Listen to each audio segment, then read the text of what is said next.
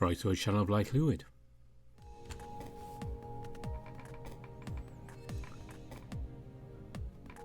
And here we are again for the possibly penultimate time we're returning to Hammond Manor. And I say that because I might do the true end in the future. I'm going to consult with people on that. But what we're doing here is similar to what we did with Ty's route. It's just a quick edited highlights finish off Roswell's route. And we're going to start on day 11, just see some of the scenes we haven't seen before, just the different ones for Roswell, and then that will be it, apart from potentially the true ending. So, I'll try and fill you in as we go along what's going on, but for now just remember it's day 11. So Dave's had a dream of seeing his dad, and he's talked to Oswin and Benson. And Benson's had some words from him about this could be a tough situation. Remember that one? But as we pick it up, here's Roswell. Roswell hurried on over and sat down next to me, almost as energetic as he was the day before. Hoss, on the other hand, lingered on nearby, still fixing his mane. Did you sleep well, Dave? Sure, I guess. You don't seem so sure of that.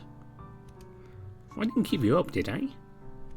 No, you were fine. I just had a bit on my mind is all. I drummed my fingers on the table, missing the mug of coffee I'd made myself despite letting it go cold. Well, what's on your mind, Dave? A lot. Okay, but anything more specific than that? We can't help unless you say something.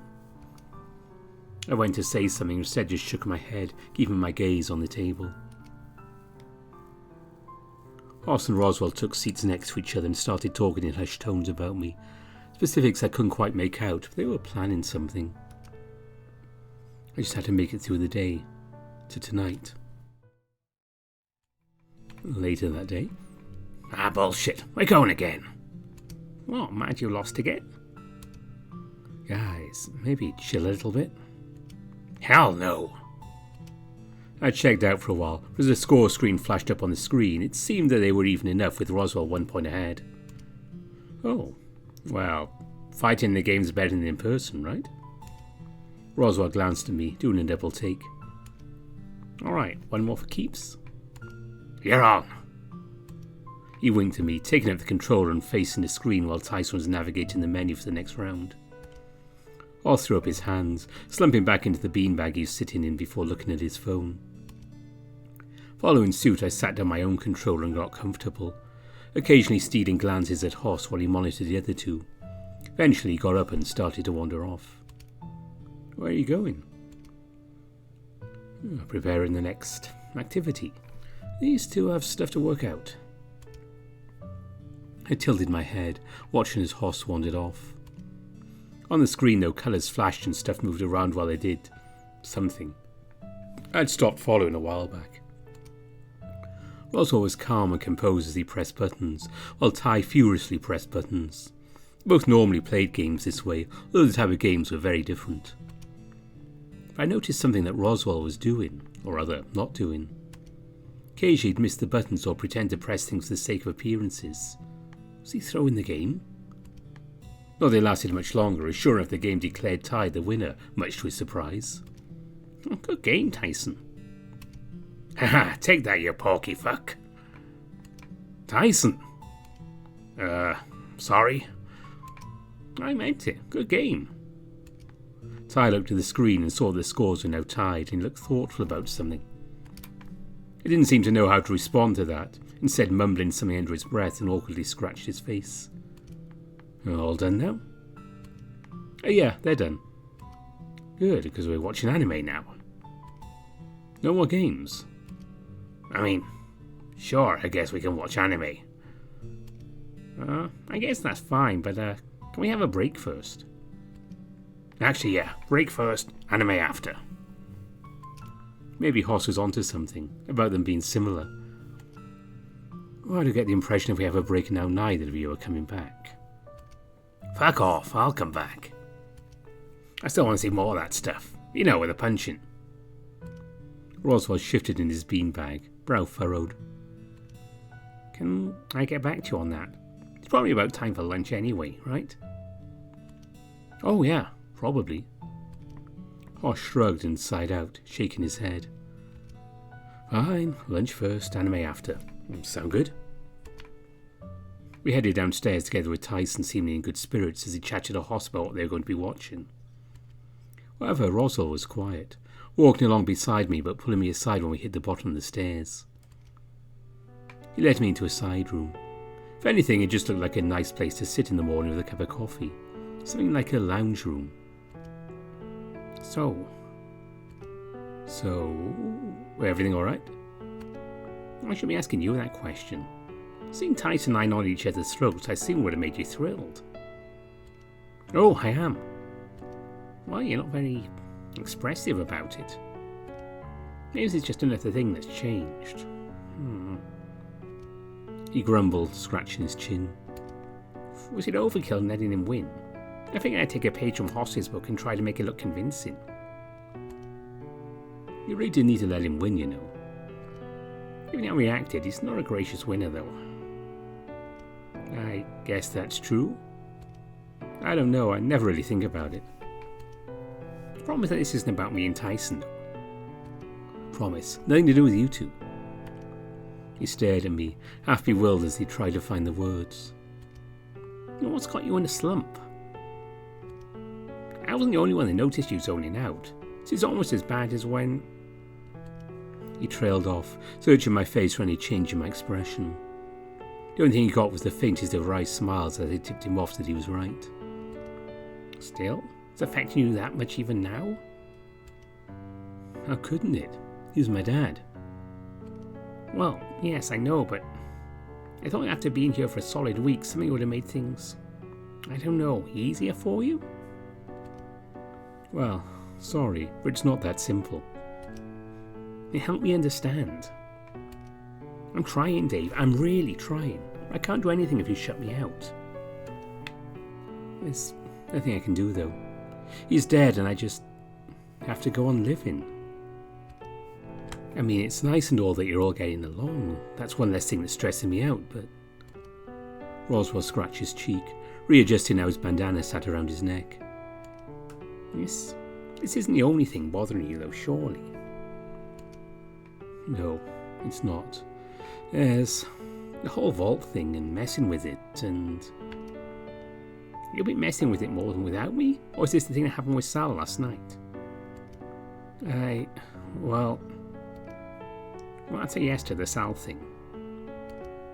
What do you expect me to do? Just forget about it?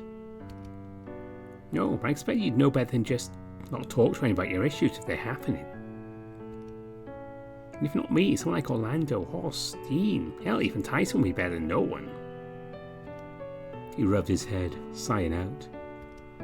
It's one of those times where you need some space. No, but I don't know. Everything's just so... Just give up, Dave. Let whatever happens, happen. Dave, you kind of just trailed off there. Looked like you were shell-shocked or something. Huh? Well, alright, but what about talking about it? Would that help? What's there to say? That I just want to go home? No. You can't. Think about, all the fun you've been missing out on. Oh, who am I kidding? It's been some vacation for you, huh? Spent a good deal of it sleeping and moping about the place. Not that it's your fault entirely, Roswell. Yeah, I know my part in that, but still. There's only so much I can do, Dave. Even less if you're not telling me what's working or what isn't. I sighed, fiddling with my hands, unsure. What if we just did more of what we did the other night? When it's snack food. I mean, we could, but eating your troubles away isn't really a good thing. I'm bad enough about that as it is. Well, not that, but what about just hanging out? I'm not going to say no, but it feels a lot like you running away from your problems. And if I promise I'm not, then I guess that's fine. I like hanging out with you, but I want to do right by you first. If what you need is someone to hang out with, then I'm game. I breathed a sigh of relief, finding one less thing to worry about. But before that, let's have some lunch. He led me out to the sitting room by the hand, across the foyer and into the dining room. From there, the kitchen, where we passed Hoss and Tyson heading back with sandwiches in hand. With our own sandwiches made and in hand, we headed out, past near the three as they came inside from the pool. We wandered outside, the air feeling somewhat cool but fresh. Fresh air does wonders for the appetite, Dean tells me. But it's lunchtime anyway.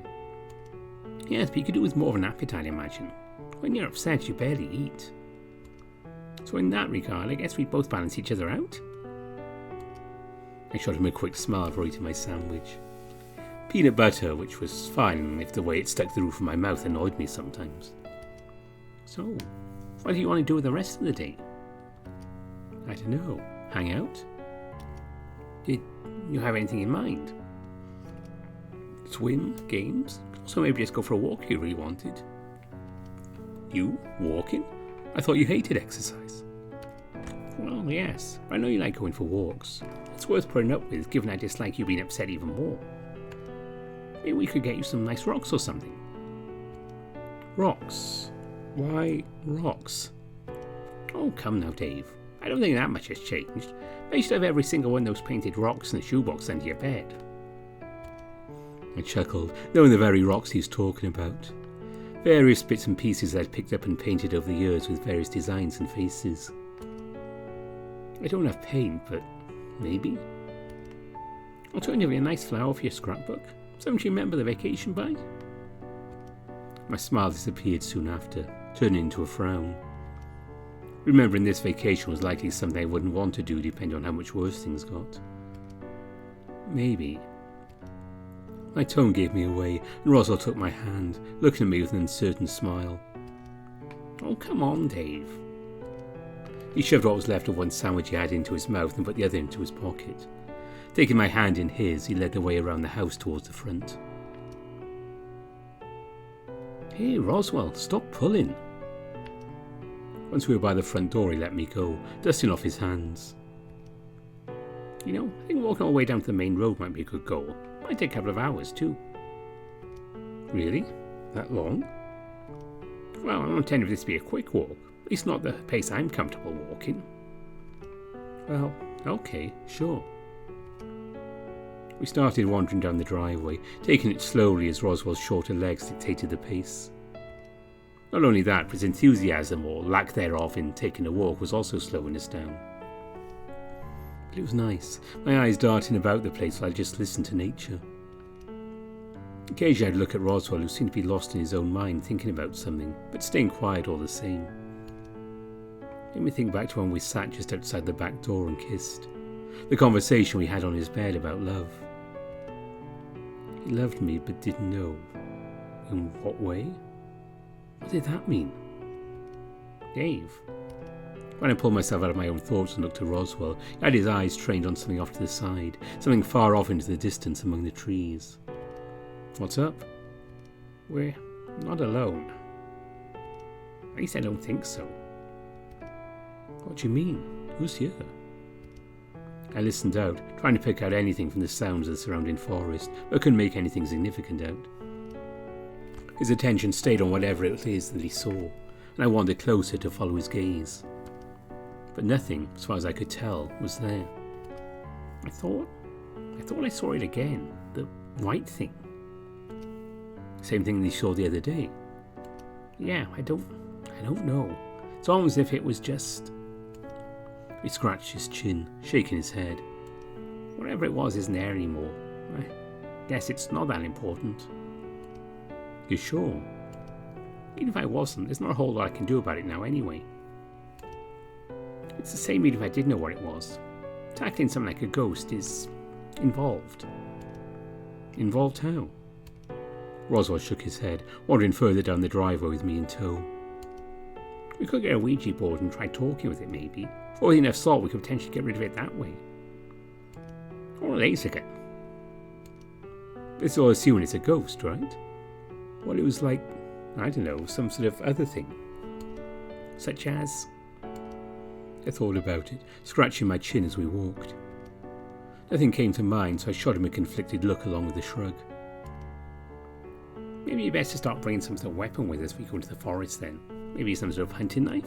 Or an axe? Why those? Well, I know one of those is in the greenhouse. I'm sure someone would have a knife around here, given we're surrounded by dense woodland. I suppose that makes sense. We continued walking in silence for a bit, with the trees becoming more scarce the further we went. A while longer and the trees parted entirely, leaving us at the main road. Oh! I pushed forward a little more eager upon seeing things open up. The other side of the road seemed to be a sheer cliff with the rest of the mountain range rolling out beyond. The woods were thick even on the other mountains nearby. I finally got an idea of just how high up we were. We're so high up. Yeah, can't fall asleep on the bus. You probably would have seen it sooner, but yeah.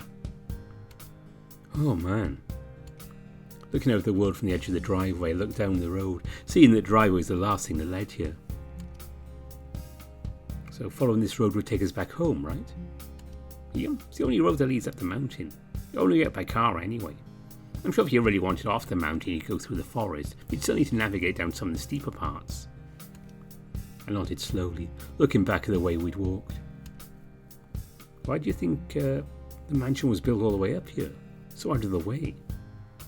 Who knows? Maybe they just really like their privacy, or maybe they got it cheap. Maybe they're up to no good and picked somewhere they'd just be a pain to get to. Also seems like it'd be a pain to escape from if things were to go wrong. What makes you say that? Scared something might happen? That struck a chord with me, making me feel a little sick. Sorry, I didn't mean... What I remember now is that whatever you can think of happening, there's enough things in place that someone would have already thought about and found a solution. Like, what? If we're the only ones up here, then what do we do? If there's any sort of natural disaster, you could always radio for help. With phones and the internet, a lot of that seems kind of pointless. If we're a bit more remote, that might be a different issue though. I nodded slowly, looking back at the world below. Did I ever thank you for organising this trip, Roswell? I honestly don't remember. It was no big deal though. Well, just in case I didn't. Thanks. You're welcome, Dave. But tell me something. Huh? What is it? He stared at me for a bit, watching me carefully as I stood there in the middle of the road. Is this helping at all? Am I ever going to see the old you again? My eyes widened for a second before it sank in what he meant, my heart dropping in my chest along the corners of my mouth. I don't know. But I thought... He left his comment there, staring out at the mountains much like I had been doing before. I don't understand. This is what I assumed. What did you assume? I assumed that eventually you'd forget and just... He hadn't even finished speaking for his comment had lit a fire somewhere in me, sparking a rage I was unfamiliar with. You thought I'd forget about my dad dying? I took a step towards him, fists clenched. No, You thought it speaks you wanted me to be happy again, it just happened because you wanted it? This vacation would magically fix everything? That's not what I meant. And what did you mean, Roswell? What could you possibly meant that was meant to make me feel better? Listen to yourself. What's gone over you, Dave? You're more rational than this. What would you know about who I am, Roswell? You've been back in my life, what, a couple of years and you think you know everything about me? I know that you're not normally a jerk, Dave. I was going to put this down to you being stressed out of what happened last night. Stop talking like you know about that too. You don't know everything, Roswell. I never said I did. I just don't... We stared at one another, my breathing slowly levelling out. By the time that it had, Roswell spoke. I hope this will make you forget being sad. I hope this will be a nice distraction you could hold on to as a nice memory. If you want to snap at me for trying, then fine. You're right. I don't know the person you were between when I moved away and when I came back. For all I know, you're just someone who...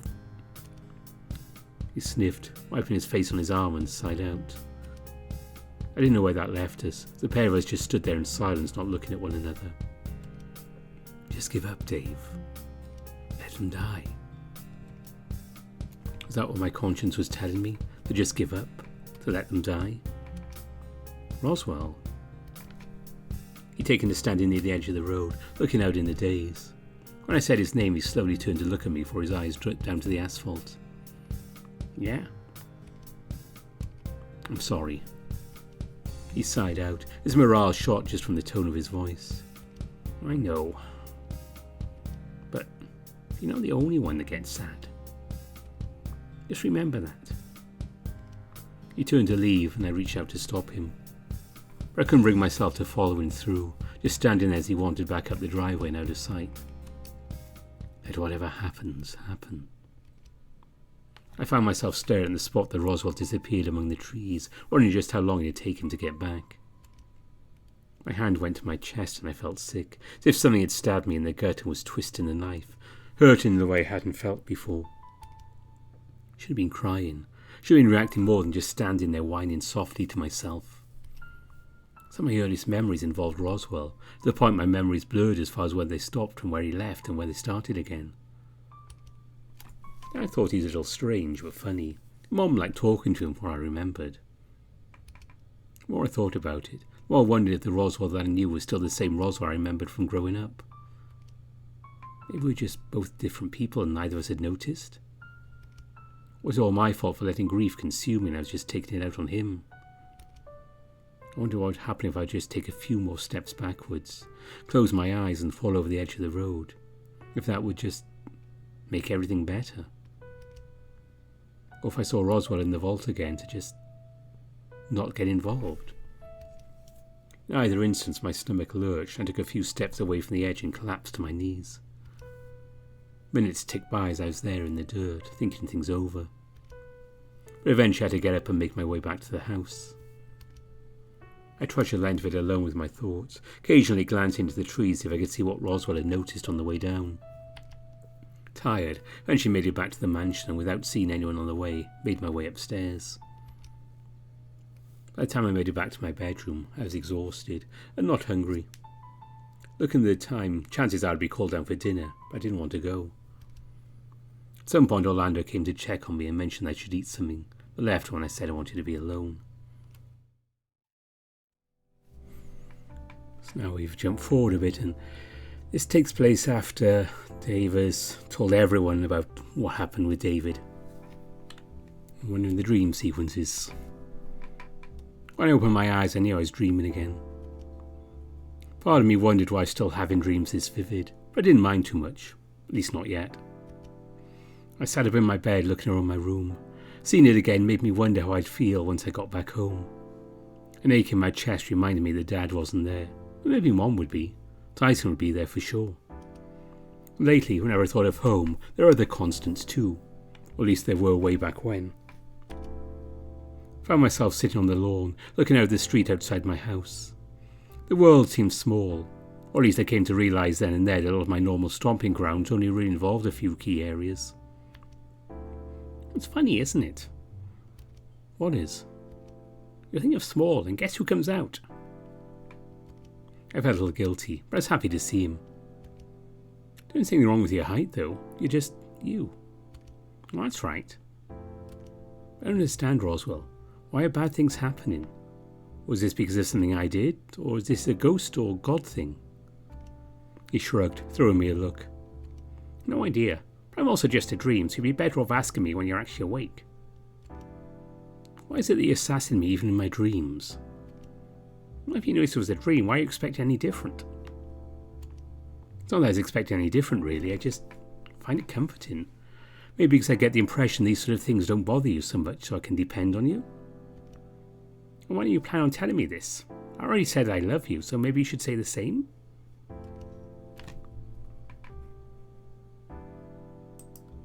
I nodded slowly with a sigh. It's true, maybe I should, at the very least in the same way you did. Not a bad idea. After all, there are many kinds of love, right? Plenty of time to figure it out too. It seems too important to put it off any longer. Important is a funny word. What does it mean if something's important? What does it mean if something's important to you but not to someone else? I didn't realise that I could be so profound while I was asleep.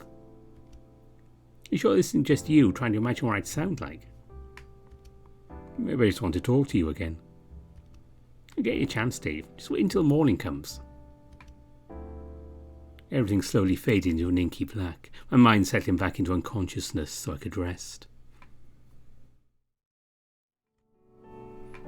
A bit later on that day, I snuck into the kitchen, closing the door behind me the moment I spotted the other two. See, told you wouldn't be far behind. That's kind of creepy you had it down to the second. I looked between them, confused. It must have shown because Orlando seemed all too ready to explain. Oh, the moment we got started, Roswell mentioned he'd be joining us soon. I didn't believe him, but he just started counting. And you got it down to the second? Well, it's a couple off, actually. If only I was that magical. I think you're plenty magical. That toast was pretty magic, at least. I didn't make that last batch. He gestures with a spoon, bowl cradled under his arm before he set both on the counter. Looking for more, Dave? Or to help. I haven't been this hungry in a while, so... Hungry enough that you couldn't wait? You even left your coffee out there by the looks of things. Oh. Don't worry, I can make you another cup. Roswell, you almost finished mixing that yet? All right, not too much longer. Grumbling, Roswell went back to mixing, although he seemed to be trying to rush things along, earning him an eye roll from Orlando. Then she all settled in for more French toast. I finally got myself some coffee. Something about it tasted different. Not bad, but different. Maybe different was just a new feeling I was going to have to get used to. Everyone seemed intent on focusing on eating, except for Tyson, who slid his plate over to me. Didn't even seem to look at me as he did, instead fiddling with his phone while he drank his coffee. With my belly full, I yawned. There was nothing like a good meal, and breakfast was a good reminder of it. Standing there in the foyer, I had stretched out after Orlando had offered to take my plate for me and looked around. For an entrance hall, it's quite big, to the point it almost seemed wasteful of the space. But the house I lived in was fairly open as well, so maybe just something I wasn't used to. Wandering over the back door, I felt my fur tingle the closer I got. My eyes were locked on the world on the other side of the door, and I couldn't bring myself to cross the last few steps to reach the handle. I found myself standing there fiddling with my hands and my tail tucked between my legs. Not that I wanted to go outside anyway. There was that fear that Jack was waiting just out of sight in the trees. I continued to stare at the back door, wondering what would have happened if Jack had been just a little faster or if Benson had been a little slower. The thought caused a chill to run down my spine, cold enough that I was overcome by the sudden desire to just shake the feeling off. When I turned around, I noticed Roswell just standing there watching me with a calm smile on his face. How long have you been there? Not long enough. And you didn't say anything? I'd rather not spoke yet what happened. You seemed to be struggling enough with the prospect of going outside to have to worry about me piling onto that. Wasn't you can pile onto Orlando. You know he gets spooked. That's because Orlando's reactions are hilarious and it's all in fun. Much like how he pokes fun at me and my height, putting my snacks out just out of reach after I get a chair to use as a boost. Yeah, well, I guess that makes sense. I started to fiddle with my hands, looking back to the back door. You're terrified about going outside, aren't you? Is it that obvious? Obvious would be a word, sure. Not that anyone could or really would blame you. I don't know if it's outside or just the fear of dying that scares me more. If I had to guess, it's probably the fear of death. It's a fairly normal reaction after all. How normal is normal? Well, death is probably the most important thing for a lot of people. How much time we have left and stuff. Him using the word reminded me of the dream I had. I trembled upon thinking more about it. Very helpful we talked about it. You'd be willing to do that? Wouldn't be the first time, that'll be the last time I've had to talk about death. If anything, it helps me out by talking too. Help? How? Are you scared about dying too?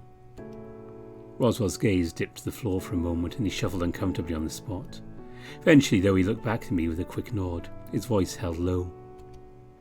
Maybe not in the same way as everyone else, but yeah, occasionally it keeps me up at night. But you know, everyone has a thing like that, so I guess it's not that normal.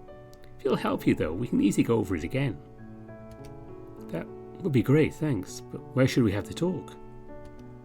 Where's the most comfortable place for you? Bedroom? Dining room? My eyes wandered over the room off to the side and I pointed it out to him quietly. That place works. It's nearby, quiet. I think the others will be upstairs watching a movie anyway. We made our way over, and as soon as Roswell had entered, I quietly closed the door behind him so he had some privacy. So, where did you want to start? Any suggestions? Well, how about I talk about how I feel about things, and if that works for you, great. If anything, it might serve to guide you on where to ask questions of your own. Sure, that could work. We took a seat down on some of the cushioned chairs about the room while Roswell gathered his thoughts, nodding slowly once he'd figured out where he wanted to start. So, death. It's not all that scary, really. It's going to happen at some day, and there's really no fighting it. Granted, some have to face it sooner or later, and that's probably the most unfair thing. I whined, immediately thinking about Dad. He died too soon. Sooner than what I wanted, anyway. He had us worried for a while. Orlando, Hosnai, I mean. Just noticing over time how you become so withdrawn. We were worried that if we left you alone, you'd... well... what? Leave us prematurely. Oh. The two of us stayed quiet for a time as what Roswell had said sank in. I'd thought about it a couple of times. I'm certain a few of us have. I have at least. I'd hazard a guess and say that most, if not everyone, has thought about what it'd be like at least once. But acting on it is different. Yeah, I guess that makes sense. Mine has a great deal of subconscious defences to keep us safe, you know. You might think you want to die, but something deep down you can't interact with stops you from going through with it. But it still happens, right? Well, yes, but that's the difference. Those that say they want to die and those can overpower that barrier, they're the ones you really need to watch out for. I whined, shifting and coming on my spot on the couch. If anything, I wasn't sure how to feel, so I wasn't really sure that I couldn't go through with what I considered twice. But I did know if I could overcome that barrier he spoke of. What about you? What? You know, do you think you could ever, maybe. There's other things that guided me away from really thinking about it.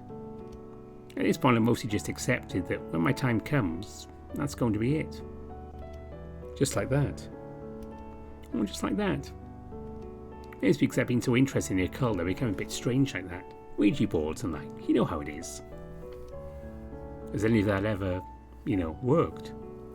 I wish I could tell you I've been able to talk to the ghost that was already gone, Dave.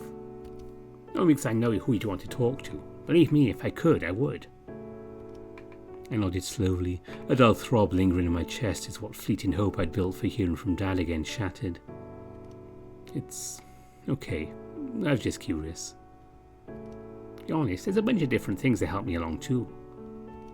Researching what my expected lifespan would be, different accounts of what death might be like. I'm sorry, I'd have assumed that you'd have had more like, an existential crisis or something about how much time you have left. What, you thought I'd decide to eat healthier and exercise just to live longer? That's what I assumed you were getting at. For me, I'd much rather enjoy what time I have left. Having more time doesn't really mean much unless you do something with it, right? So, what sort of thing have you got in mind? Oh, something I'll probably run out of time to do, but it's special to me anyway. Okay, but what is it exactly? It's special to me, Dave. Yeah, and you're special to me. Roswell seemed taken aback by that comment, but giggled all the same. Well, it's nice of you to say, Dave. I had a dream about you last night. Nothing overly major, but you were there when we got home. His smile faded quickly upon me saying that, and I frowned. What's wrong? Nothing, just thinking about something. Okay, but what? Thought of going home. I think of course that's a reaction given what's been going on around here. Consider it more thinking ahead to where everyone else will be, or who'll still be around and who won't be. As in travel plans. As in who'll be left alive. Not that I'm being pessimistic about someone dying, quite the opposite. I guess just more worried about the danger we find ourselves in. We're all going to get out, right? Roswell didn't seem convinced, not giving me an indication one way or another. As far as what I knew, getting through to the end of the month was meant to be the key to avoiding this marked for death thing Oswin had mentioned. Of course we are. I hope so, Roswell. I don't think I could deal with, well, this vacation getting worse. I'm sure things will work out just fine, Dave. As long as we don't go looking for danger, we should be okay. So no more running off into the forest alone, alright? I smirked, resting back on the chair I was sitting in and sized him up. Says the one that went into the forest by himself looking for mushrooms. Hey, that was before anything bad happened. Tell me though, did you see anything out there? Anything at all? Nothing I haven't already told you, I think. Not even that rabbit. No rabbit, or much else really, just forest. Didn't follow the river at all, or... Nope, He scratched his chin, sighing out. Well, that's a lie. I went downstream a little and ran to a cliff where the river just flowed over the edge. So far down it seemed like he'd fall off the world itself. And then you went upstream. Pretty much. Settled in my little campsite and just spent the night there. Walked back when things were light out again. So those, the syringe and little bottle. What about them? Nothing, I guess. I sighed out, shaking my head. It's probably the best that Roswell didn't seem to know what I was getting at. Even if he was lying, I had no way of knowing. Until I could figure out why they were there in the first place, I was stuck. There was something else I wanted to know too. What? Have you figured out yet what kind of love you have for me yet? Oh, that. He smiled and looked away, almost daydreaming about something. I think so, yeah. Or at the very least I'm pretty close to being certain. That sounds like a good thing, right? It probably is. We're only going to let it get in the way of you recovering. What if it's helping me to recover? I don't think this thing will help you recover, Dave. One thing at a time. Besides, what about you liking Dean? Don't tell me you've gotten bored of him already. Not you too, Roswell. Well, I'm guessing Orlando's been overly eager still. You have as well. It's, well, kind of annoying. Oh, sorry. Just because I was sad that you kept pushing us closer together? So that seems more of an Orlando thing than something you do. No, it wasn't that. Was it some, self-esteem thing? No, not that either. Then what? Been friends long enough we shouldn't need to hide the important stuff it's bothering us, right? It's just not that simple, Dave. It's not even a problem if you're not understanding either. Then tell me. He sighed out, slumping in his chair and keeping his gaze averted. I can't, not yet. I promise that someday soon I'll tell you. You better keep that promise, Roswell. The moment you can, I want to know. Alright, I promise. Consider it closer to spoiling a birthday surprise. I want to tell you, but I can't just yet. Satisfied with now that he said something not immediately bad, I sighed out, scratching my head. What's the matter? I just don't know what's going to happen next. It's worrying me to no end on top of everything else. Relax, Dave. Give yourself a chance to breathe and things will turn out okay. Coming from the one who decided to live his life hard and fast. Would it help if we went and did something productive then? Like what? I don't really feel like studying again. No, not studying. That's for later, more likely without you giving your major stance on it perfectly clear. Then what? Well, what we could do is rest. Maybe join the others for the movie. You said something productive. Rest is productive. I think she was suggesting we grab a snack and claim that that's also productive. I'm sure I could find a way to make that work, sure. As long as we don't hang out with the others, that's fine. Do you want to hang out with the others because? I just don't think I'm ready just yet. Fair enough, that works for me anyway. So with that in mind, how about you take a nap when you do something after you've had some rest? But I'm not tired. As if on cue, I yawned, covering my mouth with my hand and rubbing my eyes. Yeah, I'm just still waking up, I guess. I'll need more coffee. Suit yourself. I think you're going to pass out sometime after lunch. Leaving the sitting room, we headed upstairs and we just hung out in his room for a bit. Sure enough, I found Roswell's bed too comfortable and passed out shortly after he brought us some sandwiches for lunch. Strange though. Well, not as vivid as the other dreams I'd had thus far, so I had flashes of things of back home. Not bad, not good, just a reminder of sorts. When I woke up, I sat up and rubbed my eyes, looking around the room for Roswell. He was sitting on the floor, reading a book and resting against the mattress to face away from me. Good morning. Or should I say good afternoon? How long was I out for? If someone wasn't tired, you sure did sleep for a bit. A couple of hours, I'd say. He shut his book with a snap and stretched, picking himself up off the floor to look at me. I was thinking about checking out the gym downstairs. Did you want to come? Since when did you exercise? He huffed, his nostrils flaring. I'm allowed to do something if I want to. But the gym? I'm only just curious if I'm the weakest of our group. Pretty certain I am, but there's nothing that says it needs to stay that way. My hero. I feel like I'm feeling generous, not forcing you to work out with me. Well, I'm going to go with you just in case you hurt yourself trying something. I led the way down to the gym, and it was quiet the whole way down, shy of one outburst from the rec room. Sounded like Hoss and Tyson cheering about something. Alright, time to prove I'm not some weak little bore. And how are you going to do that? I read about exercise once. What do you mean once? He pointed to a weight sitting off to the side for rubbing his hands together and struggling to undo his bandana. I'm going to lift that. Okay, well, I'll try and find a first aid kit. I'll be fine. Maybe try something a little lighter first. I looked behind me and see Dean and Orlando standing there, although Dean went right on over to Roswell to act as a physical barrier between him and the weights.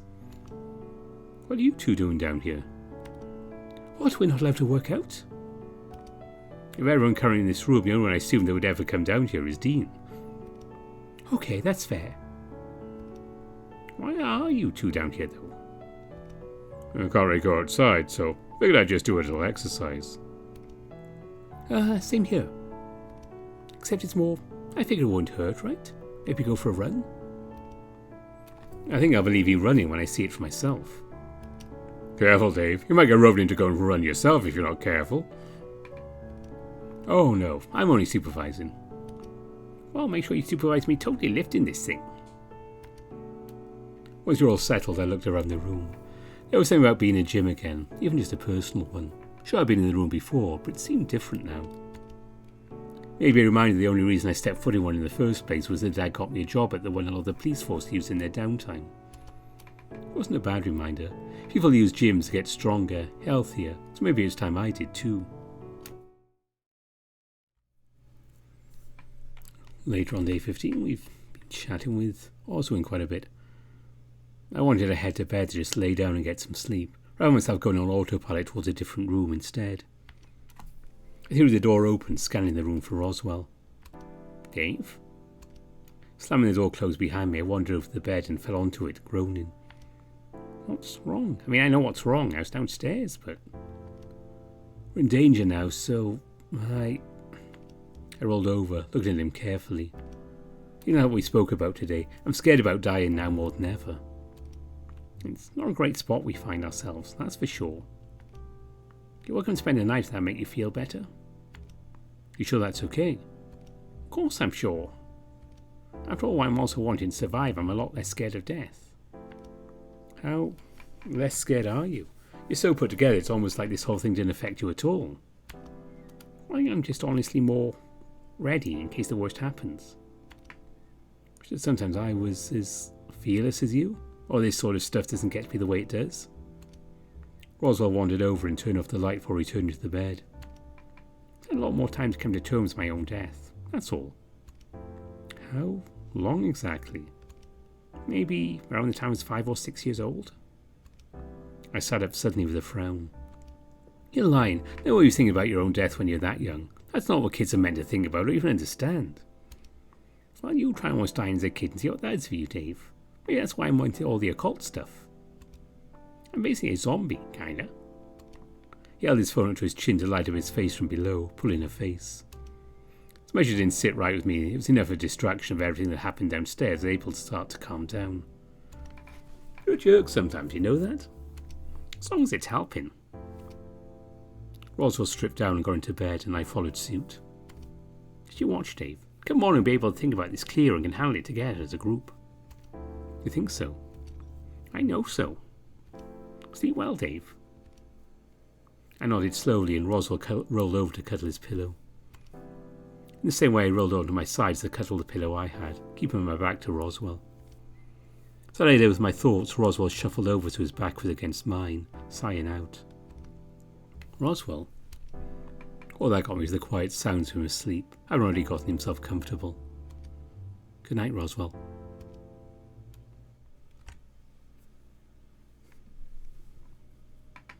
While I slept, I wasn't resting. Every day seemed to have more questions rather than answers, and those questions worried me to my core as to why they'd even come up. The syringe, the vial, the rabbit, even Oswin's rat had me swimming in both worry and confusion. What did it all mean? How did it all connect? Why did I feel like I was the centre of it all? Then there's the vault. What was so important to have stored on the other side? What exactly was the thing that made me see the things I did, if not that room itself? Most importantly, who was marked for death? Why? I opened my eyes until it was sometime early in the morning. I wasn't tired anymore, though, too distracted with my thoughts to rest. Roswell was still asleep, cuddling his pillow. I half expected him to be sprawled out happily, but he seemed to be trembling in his sleep. I reached out for his shoulder, wondering just how restless I'd been to be as far away as I was. He decided against it. Just as well, because he settled just before I made contact. Rather than risking the potential of waking him up, I drew my hand back. In the moment, I felt like a terrible friend. He was trying his best to make me feel loved, and he's able to express that freely, while I just didn't know how I felt back. Maybe it was the danger, maybe I was just out of tune with my feelings, but hopefully that was able to change sooner rather than later. I rolled out of bed and put some clothes on. My mind wasn't going to let me get any more sleep right now, so I figured maybe going for a walk could help. We're on day 16 and they're splitting up into groups. With our group set in something resembling a task under our belts, we ate what food we're in the mood for before splitting off. I wandered out of the dining room behind a couple of the others before realising that Roswell wasn't with us. The others continued on. I looked around, peering into the dining room to see if he was still there. Sure enough, he was standing near Oswin, having a hushed conversation about something. I could see it in his shoulders and how tense he was. Did you forget something, Dave? Oh, it's Dave. Good. Good? Good, why? No real reason, really. Roswell was just talking about you. Good things? Bad things? Perhaps it'd be best if you two talked about it without me eavesdropping. Have fun, you two. Roswell, we'll talk more later.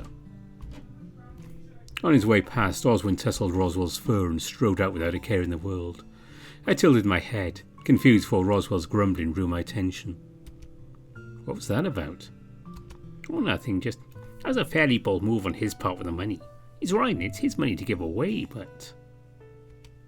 He kicked the ground, frustrated for sighing out. You came up too, but mostly I'm just worried for you, that's all. Did you want to sit down and talk about it? We don't have to go hunting for medals right now if you don't want to. He sat down slowly and cradled his chin in his hand, looking across the table at the opposite wall. I sat down slowly next to him, letting him speak, both because I didn't know what I could even say to his immediate troubles. When we got here, I thought this vacation would be great, for at least something to just look back on fondly. He shook his head slightly, quickly correcting himself. No, I suppose even if this was a terrible vacation, I just wanted something memorable for us. That's what you wanted, right? One last big thing for the rest of our lives? Right, but... Roswell sighed out, scratching his head. You can get it to turn out like this. I'm responsible for putting you all in danger. At least it feels that way. You're responsible for bringing us here, sure. But I think you can wear the blame for the danger. That'd be more... well, there's a lot going on. There's more? Like what? Well, I don't think you can be blamed for the rabbit in the woods, or the vault, or... well... Okay, if we didn't come here, then would you be in danger? I'd like to think not. If we didn't come here, I wouldn't have gotten to spend time with you like we have. I wouldn't have had that chat with you yesterday about being worried about death. We probably wouldn't have done a lot of things. He sighed out, shaking his head but saying nothing. What I mean to say, Roswell, is, who knows what could have happened?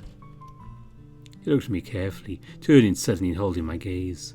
He stayed quiet for a few moments before a slight frown formed and his tone went serious. What would the alternative have been? I frowned back, shifting in my chair, and I wasn't sure how to answer. Dave, before this vacation you were a mess, and you kind of still are. Hey, I'm getting better, right? That's exactly my point. With all the stress of what's going on, you broke. We were here to catch you, and together we're piecing you back together, sorta. Right? That seems like a good thing. But that happened while you were here. Looking uncomfortable in his chair, moving around trying to avoid saying whatever it was he was thinking.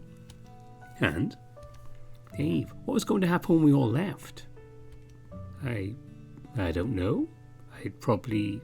That maybe, the only option what I could tell is to hang around with Dean, but even then. What's wrong with that? Dean's a good guy. He is, but is that enough? Enough for what? Roswell, can't you just say what's on your mind? Just whatever it is, it'll be fine, promise. His smile faded quick and he looked away to steel himself. When your dad died, we watched you break into this husk of who we used to know. You stopped having that spark in your eyes, that coy smile you used to wear, and all around just became more passive, like you were just a lost puppy. I clenched my jaw at the comparison, but kept quiet so we could continue. Even with Dean around, we get small glances at the person you used to be, but it's all just muted. Every day you seem to grow more withdrawn, and it's honestly pretty worrying. You guys never said anything, so I don't know, I assumed things were okay. Things were far from okay, Dave. We were losing our friend and we didn't know what to do to stop it. We tried to bring you back a couple of times. Maybe not as hard as we should have, but none of us knew what it was like to just be in your shoes. He tugged at the fur on his cheeks briefly, sighing out. Not to that extent, anyway. I sighed, slumping forward onto the table and resting my chin on my folded arms like a cushion. I'd have worked through it eventually, maybe. It would have caught up to me. Dave, He placed a hand on my arm and shook his head. Are you so sure about that? I've been so scared for you that one day you'll just not show up for school or for a group meet, and the next thing we hear is that He trailed off. When I looked at him, he was finishing up rubbing his eyes. You don't think that actually... You confirmed it yesterday. At least it had been on your mind. Dave, I said yesterday I was fine with dying and death because I'd had time to process my own. But yours? I could see him tremble all while being stiff in the shoulders. I'm scared, Dave. Maybe what could have happened, maybe what could still happen. All because I feel like I'm the one that's put you in this position. I said before you had no way of knowing about the other stuff going on, so... I'm just saying how it makes me feel. On one hand, I'm looking at this knowing how things went now. I feel like I made the right call in arranging it. I'm sure I don't have to worry about the what-if scenario we didn't have a get-together. On the other hand, was the alternative any better? Caring about my best friend taking his own life versus putting that very same person in a position where he could be murdered by a psycho in the woods? He shuddered again, sobbing and desperately trying to wipe what tears were starting to form in his eyes to little effect. I know it's selfish to be thinking this way too. Even bad of me to assume the worst could happen rather than staying positive. I can't help it. I reached out and touched his arm, unsure what to say. I'd assumed Roswell had been one of the more dependable ones in terms of keeping it together, but maybe it had only been about his own fate. Is there anything I can say or do to help? I don't know. If it was me in danger, I don't think I'd nearly be worried. Why's that? He wiped his face and breathed in deep. It took him a few moments before saying anything, but when he did, I couldn't place the expression when he met my gaze. The truth is, I had another reason to want to do a vacation like this. Something that, I don't know, hasn't seemed all that important to bring up. Something that still doesn't, but maybe might help. What is it? Do you remember that one winter ages ago where I got sick? Yeah, it was really cold and we spent way more time outside than we should have. I remember getting in trouble a couple of times, but it didn't seem nearly as bad when we got to have hot chocolate after. Right? And it's not abnormal people just get sick during the winter either. It's normal. Roswell, what happened when you got sick? Was it that bad? Do you remember I had to move away for a long time after? It's because of that illness, trying to get treatment. At the time I didn't really understand how bad it was, just that if it wasn't treated I'd die. But we were kids, barely in school. Blame my mother for that, I suppose. Figure that lying to a child meant they didn't have your full respect. I get the sentiment, but I'm lucky I didn't develop some kind of complex because of it. That's all well and good anyway, right? You're alive now. You got treated, so it mustn't have been so bad. Oh, Dave. I suppose that's one way to look at it. I scratched my head, looking at him. How was that meant to help? I'm alive now, making the most of it. There's more to the story, but I'll let you figure it out on your own. You can't just tell me now? Well, you've got me curious what I've missed. He snickered, playing with his fingers. Consider my way of keeping you distracted from what's going on. A game, maybe. Do we even need another one? We had the medals to go look for. Oh yes, we're being very productive in doing that right now. Hey, only because I was checking in on you. Does that mean you want to go find medals now? I'm sure the others already made a decent head start in searching the house. Something to do, unless you got something else on your mind that isn't studying. Don't even know what you'd be studying for at this point. Okay, I'll go find some medals. Doesn't bother me either way. So if we didn't, what are you planning on doing? With us needing to stick together and whatnot. I hadn't really thought that far ahead. Got so lost in my thoughts I realised everyone else had already left. There are options if you really didn't want to go looking. We could head upstairs and play a game. You could read while I attempt to read. I'm convinced there'd be something you'd enjoy. I'm sure there might be. I've seen how many books there are already. We start at the museum and see if there's another medal hidden away somewhere. Then we can decide from there what we want to do. We headed upstairs in search of more medals, but it became clear quickly that the one we found already had to be the only one. At least that's what Roswell assumed when neither his luck or me borrowing it turned up anything new. We wandered around for a bit before breaking for lunch, passing Orlando on the way. Turns out the others hadn't found anything new either based on those he'd run into, but it seemed we're all busy doing our own thing rather than continuing the scavenger hunt. Remained that way for the rest of the afternoon too, with our search turning up nothing new.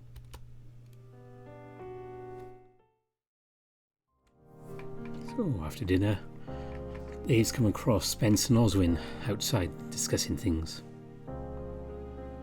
You have a point, my boy. Have you thought of any ideas on what we should do? Not really, but I did have a question. It's starting to remind me of Roswell.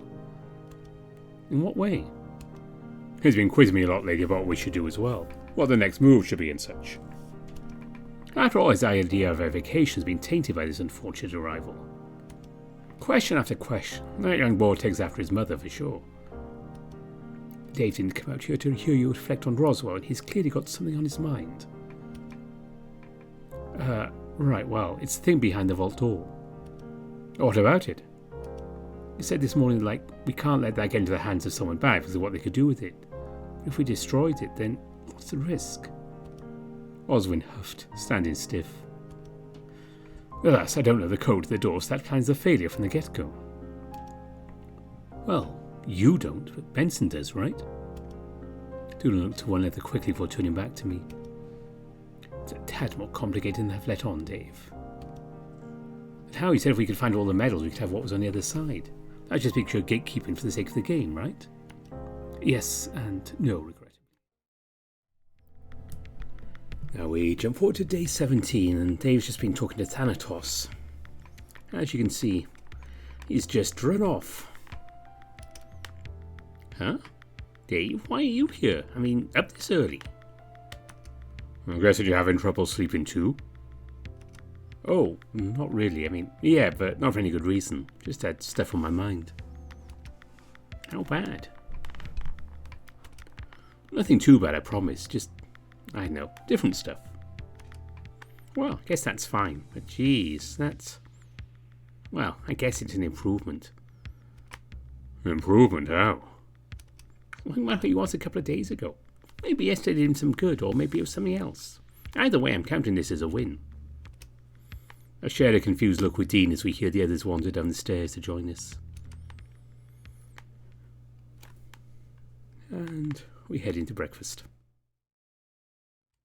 So we had a short section there, which I skipped over with just a few lines with Roswell. And now we're on to day 18, and we just finished breakfast. When all the dishes were done, I knew the only way forward was to talk up my worries with someone else. I knew just who to go to. I looked out into the foyer, wondering where he might be. My heart sank when I saw him sitting outside on the steps of the back deck. All the same, I made my way over to the back door. Taking a deep breath, I braced myself on the door handle and opened it to step out into the open. Roswell? He didn't look over at me, instead just sitting there facing the woods with his back to the house. Carefully I approached, sitting down beside him, and only then did he glance my way. Hey, Dave. Hello, are you doing okay? You seemed off at breakfast and, well, you're out here alone and... I trailed off and he turned back to look at the forest, waiting for him to say something. Minutes passed before he eventually shook his head. I just don't know. Almost immediately he turned back to me with a small smile, looking me over. What about you? Huh? Oh, I'm doing okay. Just stuff on my mind. Such as? Just a little bit of everything, really. And start with the first thing that comes to mind and we can talk about that. I think that would be if we're getting home, how we're getting home, or even when. Just not being here would be nice, I think. It's not much vacation, is it? It's not just that, it's just, I don't know, everything else going on too. Just being here seems to force everything else to be a problem, and it's not like we can leave. Right, well, the best we can hope for is that we can leave soon. The only other thing I can offer is that I'm sorry I invited you all out here. You didn't know that all this was going to happen, did you? Well, you're pretty bad at me if I did, huh? Still. Truth is, there are a couple of very selfish reasons this whole thing came about, but I didn't expect anything like this. I don't hold it against you. Or at least, not based on what I know. What were the other selfish reasons? Roswell seemed to think about it for a few moments while looking down on the ground between his feet. How bad would a reason need to be for you to hate me for it? Huh? Well, tell me, Dave. Just reassure me that... He trailed off with a sigh, falling quiet for nearly a minute before I asked further. Reassure you of what? I watched him breathe in deeply and hold it in his chest, eyes still locked on the forest. Dave? Yeah? I need to ask you something selfish. I need to ask you something so incredibly selfish, but I don't want your answer to it just yet, okay? Sure. But to be honest, you kind of scared me a little, Roswell. Sorry, I just imagine this being easier somehow. What did you want to ask me? Is it bad? Dave, would you be my boyfriend? Wait, what? Where's this coming from? I mean, I'm flattered, but I guess I'm just mostly shocked that Roswell shook his head, though continued to sit perfectly still otherwise. I feel bad asking this. And the reason why it's incredibly selfish is, well... The slight stutter in his breath clued me into something being wrong. Even if Roswell wasn't crying, it may as well have been from how he looked at me. My ears went back and I felt a sinking feeling in my stomach. There's no easy way to say it, so I just will. I'm dying. I must have looked at him funny or misheard because he took my silence for confusion. I'm dying, Dave. Not to say we aren't all otherwise dying, but I'm on borrowed time, or I guess more accurately, this vacation is probably the last vacation I'll have. What? I was struggling to process this information, the point that instinctively repeated again softer, as if this was some dark secret that shouldn't be spoken at all. This vacation was just meant to be one final celebration, right? I just didn't tell you how literal it was probably going to be. But why? But how? I caught the faint hint of a smirk on his face, as fleeting as it was. It made me feel all the worse that he was still able to manage that much with how much I was struggling to process what I'd been told. Well, cancer, or it may as well be. It's in my brain, or it started there anyway. As far as why? I guess my genes? I don't know. Whatever it is I have is untreatable. So what time I have left is just what I have left. But Roswell, you're going to die. I know. There's nothing that can be done about it either. Just, that's the hand I've been dealt. And you're sure? What about getting a second opinion? Or a third? Someone's got to know something on how to save you. Well, even if they did, we're stuck on this mountain. Any chance of me surviving died when the road blew up. Or maybe even sooner than that. It's hard to say. But Roswell, I've known for a long time. Longer than anyone really should. It was just about waiting down the clock and wondering if there was a way out. But there wasn't. And I came to terms with it a long time ago. So what little time I have left now, I'm spending how I want. Or as close to it as I can, given the circumstances. How long exactly do we have? Until the end of the month. It could be sooner, could be a couple of days later. But really any day now it could happen, or just be gone. And just like that, you'll be dead. Yes, just like that. Before I knew what I was doing, I'd throw my arms around him. He didn't react beyond letting me move him, and I could feel my cheeks wet with tears. It's all right, Dave. Everyone dies eventually. But you've been keeping this a secret from everyone, or just me? Why wouldn't you tell the others? It's a good time to tell anyone this. Well, as far as everyone assumed, we'd all be going our separate ways after. So whatever fate awaited me could be just an unfortunate event. He shook his head, flexing his hands and darting his gaze away briefly. I don't want to be remembered as some sad, weak bore who died having never made an impression. Magic, getting back at Tyson, organising his vacation. I just want to be remembered. Remembered in my last moments as the friend people remembered, even with what drama exists. I squeezed him tightly, the tears falling more freely from my face. I'm so sorry, Roswell. It's okay, Dave. Oh, no, about everything. Not knowing, not being there for you, for inviting Tyson for the argument, just... He pulled away and dusted off my shoulders while letting his hands rest in his lap. You know, some things you had no way of knowing, so I don't hold them against you. But the argument? That really hurt, Dave. I'm sorry. I need you to know that while whatever happened between you and Tyson might have been great, he still hurt me in the past. I could feel my ears drooping further and remain quiet so he could continue. To immediately jump to his defence that, considering how I felt, hurt. It made me feel as though the pain I went through didn't matter. My feelings didn't matter. But Dave. Not that I was doing much better in that argument, but I thought you'd at least not brush me off like you did. I thought back to the argument we had and winced. It didn't physically hurt, but the feeling in my gut was one of guilt. At the time I was scared. Very scared that you'd be left with someone who'd just be bad for you. I don't want to leave worried that the person you're closest to is physically abusive. He sighed, gesturing with his hands. I want to die peacefully, knowing you're going to be safe. I haven't seen Tyson be anything but a bad influence, and that's terrifying. Nodding slowly, I kept quiet. I felt bad, but I didn't know how else to phrase it than Tyson just wasn't the same person anymore. Why I don't trust Tyson, I do trust Hoss. To his credit, he hasn't been all that bad. The argument yesterday and at breakfast today aside, he's shown he cares for you a lot. Maybe that's enough. The past few days or so have been better. And he was the first one to your side when you started crying the other day. Maybe there's something I missed after all. So you and Tyson... I won't make any more attempts to work him, but he still rubs me the wrong way being here. Maybe it's just a trauma talking.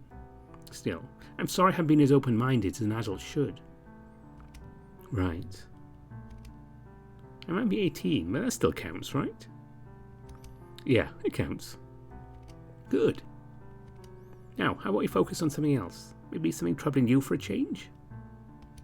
Well, on the back of the bombshell Roswell dropped, I wasn't sure what to even think. The pressing part was Tyson's fate, and I knew I needed help. There's two things, but I guess the more important of the two was that I got the vault to work. You did? What? When? How? Would you believe yesterday? And you didn't tell anyone? I didn't want anyone to panic. I'm telling you now because I don't know how to stop it. Okay, well, let's start with what you saw and go from there. Well, It looked like Tyson was going to kill Orlando. Now, when do you want to tell anyone? Sorry, but I just don't know who else to really ask. We can't just let Orlando die, and of course I'm willing to help. It's just really unfortunate timing. He rubbed his head, brow furrowed. I meant what I said in that I'm willing to see the good in Tyson. I'm not going to get the chance if he kills Orlando. What do we know? I breathed out in relief knowing I had Roswell on board to help. The only problem was how little we had to work with. Well, the only thing I know is it happens during the full moon. Oh, Dave, he's not a... When Roswell trailed off, his smile faded quickly into a frown. What once was an attempt to lighten the mood quickly shifted into a serious tone. It's as bad as when we found the cancer medal, isn't it? I didn't know about you and your... back then. Well, full moon, huh? Anything else to go off? Otherwise you have until tomorrow. Wait, you know when the full moon is? Well, it's not that hard to track. The best dark magic's always done on the full moon. That's one less thing to worry about then. You just have to keep Tyson from killing Orlando and the rest comes easy, right? Depends on what the rest is, which includes this other thing you were troubled by. Nodding slow as I tried to figure out how best to ask, I assumed taking a leaf from Roswell's book was the way to go. I think I'd feel better if I could make sense of how you died, like who tried to kill you and stuff. Oh, is that all? What do you mean? Oh, well, that was 2 weeks ago by this point, wasn't it? Or close enough anyway. Sure, but between you, Benson, what almost happened with Sal, I don't know why any of this is happening, or who would even want you dead. Well, it just so happens, you don't need to worry about it. You're not the only one who's been thinking about it. Parts of it have been bothering me since we last looked into it. Wait, really? Almost sounds like you figured it out. Well, nothing's proven yet, but consider it a very high probability that I have it solved. With so little to go off of? Oh, I suppose. The only way to properly see how close I am is to go confront the culprit, right? I suddenly felt uneasy about wanting to figure this out, almost ready to just let it be done with Roswell, since he'd figured it out. Come on, let's go find our murderer, He quickly got up, and before I knew it, he'd taken my hand and led me back inside. Then down to the basement. Right through here, we'll take a shortcut. A shortcut? My eyes went over the wall where the secret passage was, and then to Roswell, who without breaking stride went over to it and opened it up. Don't worry, she takes the deeper parts of the house, and it'll be faster than going to the library. Well, yeah, but how did you know about this passage? What do you mean? I hadn't shown anyone else this passage, at least I don't think so. Ah, well, how did you know about this? Roswell scratched his chin, frowning before looking back to me. I'm fairly certain I've seen Benson come out of it before. Plus, all things considered, there had to be more than just the one passageway after we saw the one leading to the library. I wasn't convinced, but Roswell kept talking all the same, sneaked a glance down into the darkness. If there wasn't, then there'd be no way to access the library from the other parts of the house, and it almost have had something behind it too. I don't know. I guess that makes sense. Is it that worrying that I know? A little. Something just doesn't feel right about it. Come now, Dave. It's not as if you weren't the one to show me the study connected to the museum, right? Why can't I just also happen to know things? Before I could get another word in, Roswell made his way into the passage and I followed close behind. Knowing where we were going now, I was curious to see if my assumption was going to be correct. The pale green glow led us forward. We entered the lab together. The moment we did, I almost ran right into Oswald, looking thoroughly unimpressed. He looked to Roswell, and Roswell looked right back. I looked between them, unsure of who was meant to talk first. I don't know the pleasure. Did Benson send you? No, he didn't. Roswell just assumed to be down the passageway. Did he now? I was right, wasn't I? Well, you found me. What do you want? Dave and I have been thinking about these instances the vault has been showing him, specifically this time about when he saw me dead in the museum. Ah, yes. If memory serves me correctly, the password for that was Discovery, I believe. That's right. I think it was in a book. That sounds familiar enough to me. See, here's the thing. Everyone else has an alibi for where they were that day. At least everyone I've asked. Oh, this is news to me. It does beg the question as one of the last people I need to ask. Where were you on that day? I looked to Oswin, catching him glancing at me quickly before returning his attention to Roswell. Does it matter? Well, I guess if you were going to say that you were in the museum, that might be pretty bad. Exactly. If anything, Oswin looked completely unaffected by the implication. Well, I wasn't. That's a lie. Prove it, boy. Can you prove it, Roswell? Roswell clenched his jaw, grumbling. Furthermore, you remember you also weren't in the museum. You instead wandered into the woods. So if I just happened to enter the museum that night, I'd be free to do so like anyone else. Is there really no other evidence we have? Nothing to kind of just prove it one way or the other. We might. I have a theory it could potentially hold water depending on Oswin's alibi. Oswin just huffed loudly through his nose, rolling his eyes. What's that then? They're going to request your alibi for the whole day anyway. And if I refuse? You don't have any right knowing what I did that day. Nor is any guarantee that I even remember. Oswin, do you remember though? Could you have, killed Roswell? Right. There's every likelihood I could have, and it wouldn't have been hard either.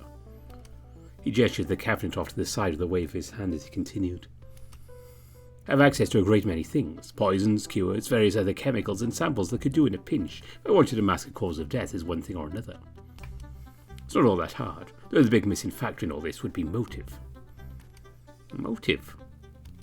Is there any reason you'd want to kill Roswell then? Like, any at all? Oswin turned away from me to look at Roswell. His piercing gaze seemed to make Roswell falter, if just enough to make him take a step back. No, I don't think I have any reason to kill Roswell, unless he gave me one. So we don't have any motive or a potential alibi or anything really. Well, no, in the interest of playing fair, I was said I was in a study, so yes, my earlier comment was a lie. You were. I was in there when you and Dave were looking into things. A good thing I kept myself hidden and quiet in there for as long as I did. I didn't really want everyone knowing I was in the house. But why? If you'd popped down and said hello, would it have been so bad? I suppose we'll never know. All I can say is one of the few times I'm thankful that entry can be operated from both sides. But that would mean I'm under suspicion for a murder that didn't occur. I don't know. There's no reason you have to kill Roswell, then I guess not. Excellent. Now for asking each other about things. I would like to narrow down who could have stolen what's missing from my laboratory. What exactly is missing? Did you want the itemised list or just a general overview? I mean, if we find what's missing, then, well, let's see, a few choice poisons, or at least I imagine the only way to use what is taken as a poison, plus a pneumatic injector, presumably inject what else was stolen into some unfortunate person. I gave Austin a look, thinking back to nearly a week ago when he got me from behind. Except saline solution, that is. But please don't go self-dosing. I wouldn't want something to go wrong. I got the feeling he knew where my mind was at, and I grumbled when I turned to Roswell once more. Yes. And I suppose for full transparency, I noticed these things missing a few days after you all arrived. So I'm fairly confident the culprit would be among your number. A reasonable conclusion, Roswell? Right. Seems logical to me. Good. The moments after he said that, I spent looking between Roswell and Oswin, wondering if either of them were going to speak first. So, who does that narrow it down to? Oh, if you wanted me to make an accusation, then it most likely would be Roswell. What? Consider the following. We can narrow down the culprit to those that arrived around the time they went missing, which brings our suspect list down to you, Dave, Dean, Sal, Hoss, Orlando, and Tyson. It makes sense so far, but this isn't proof. True, there is something else to consider. When Dave did his venture into the woods, he found something interesting that he reported to me about.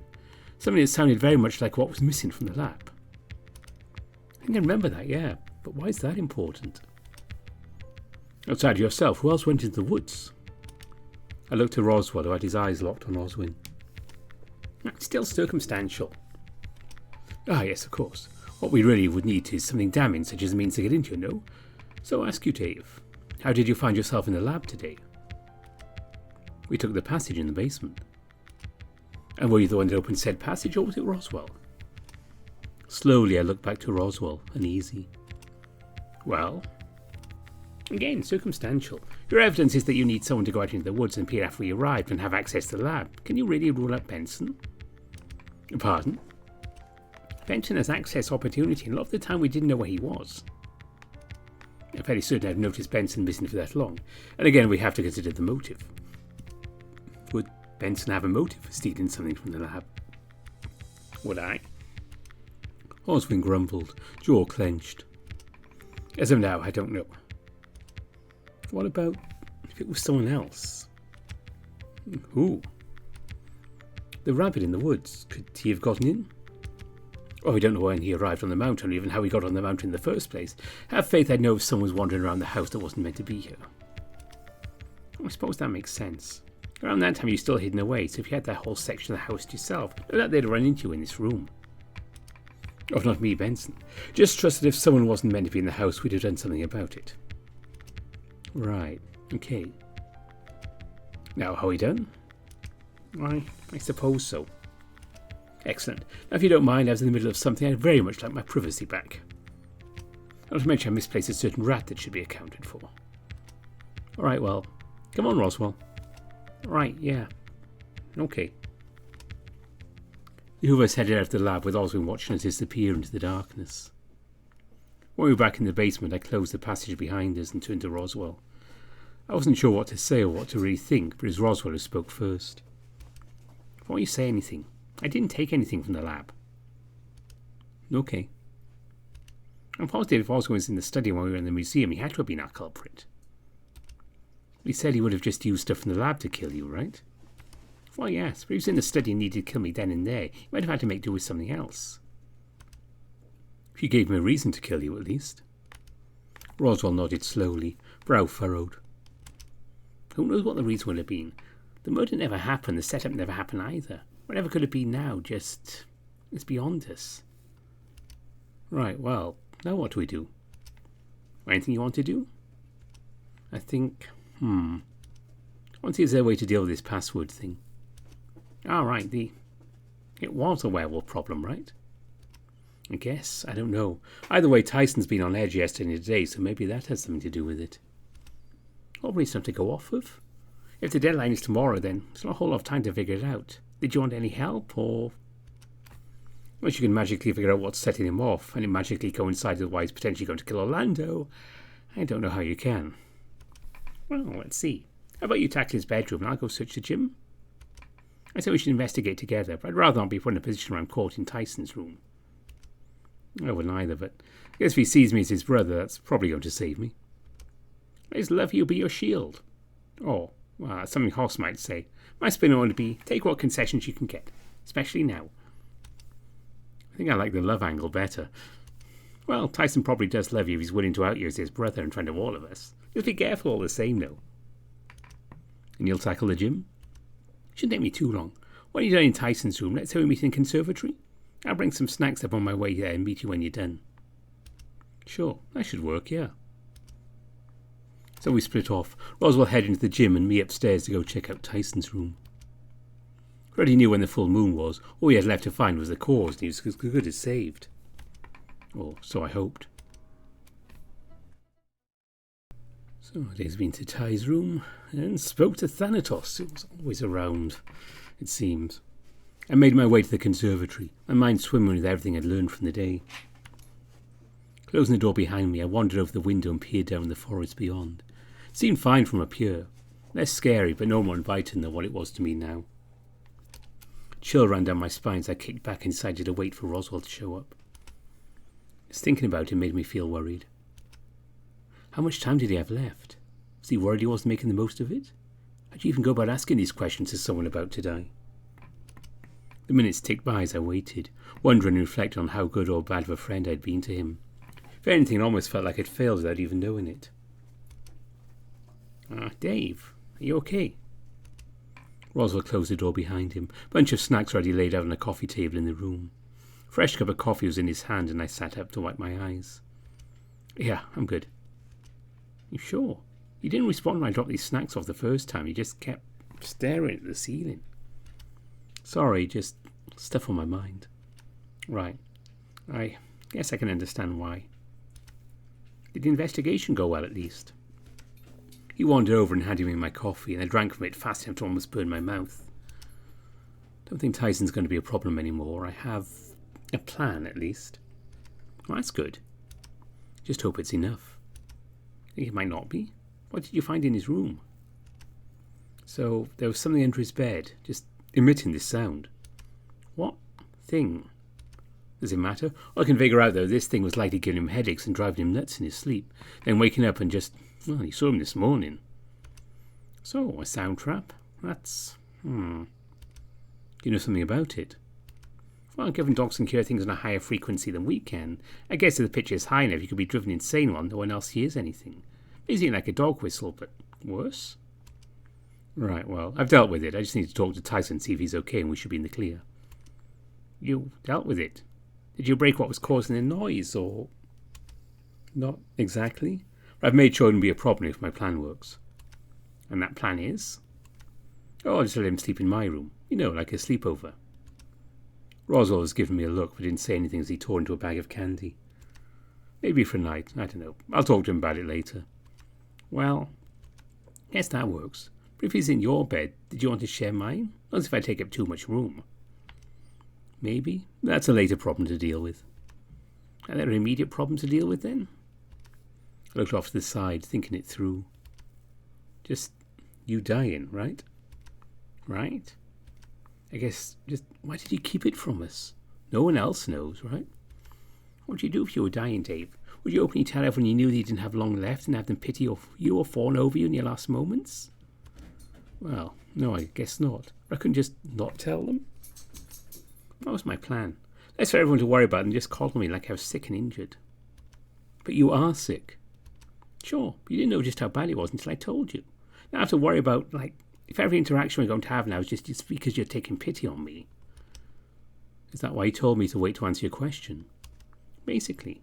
The last thing I want is you to agree just because you pity me. It wouldn't be right. If you wanted to be together for what little time we may have together, given what circumstances we find ourselves in. He left the comment there, shoving the piece of candy into his mouth and sitting back in his chair, staring at the ceiling. Then why did you tell me? Given our circumstances, it just felt right to clue you in. And the others? Are you going to tell them? In a couple of days, sure. Just you first. Okay.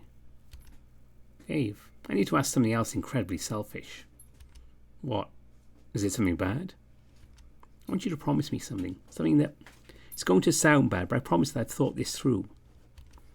I'm not going to like this, am I? You're not, no. I have to ask anyway.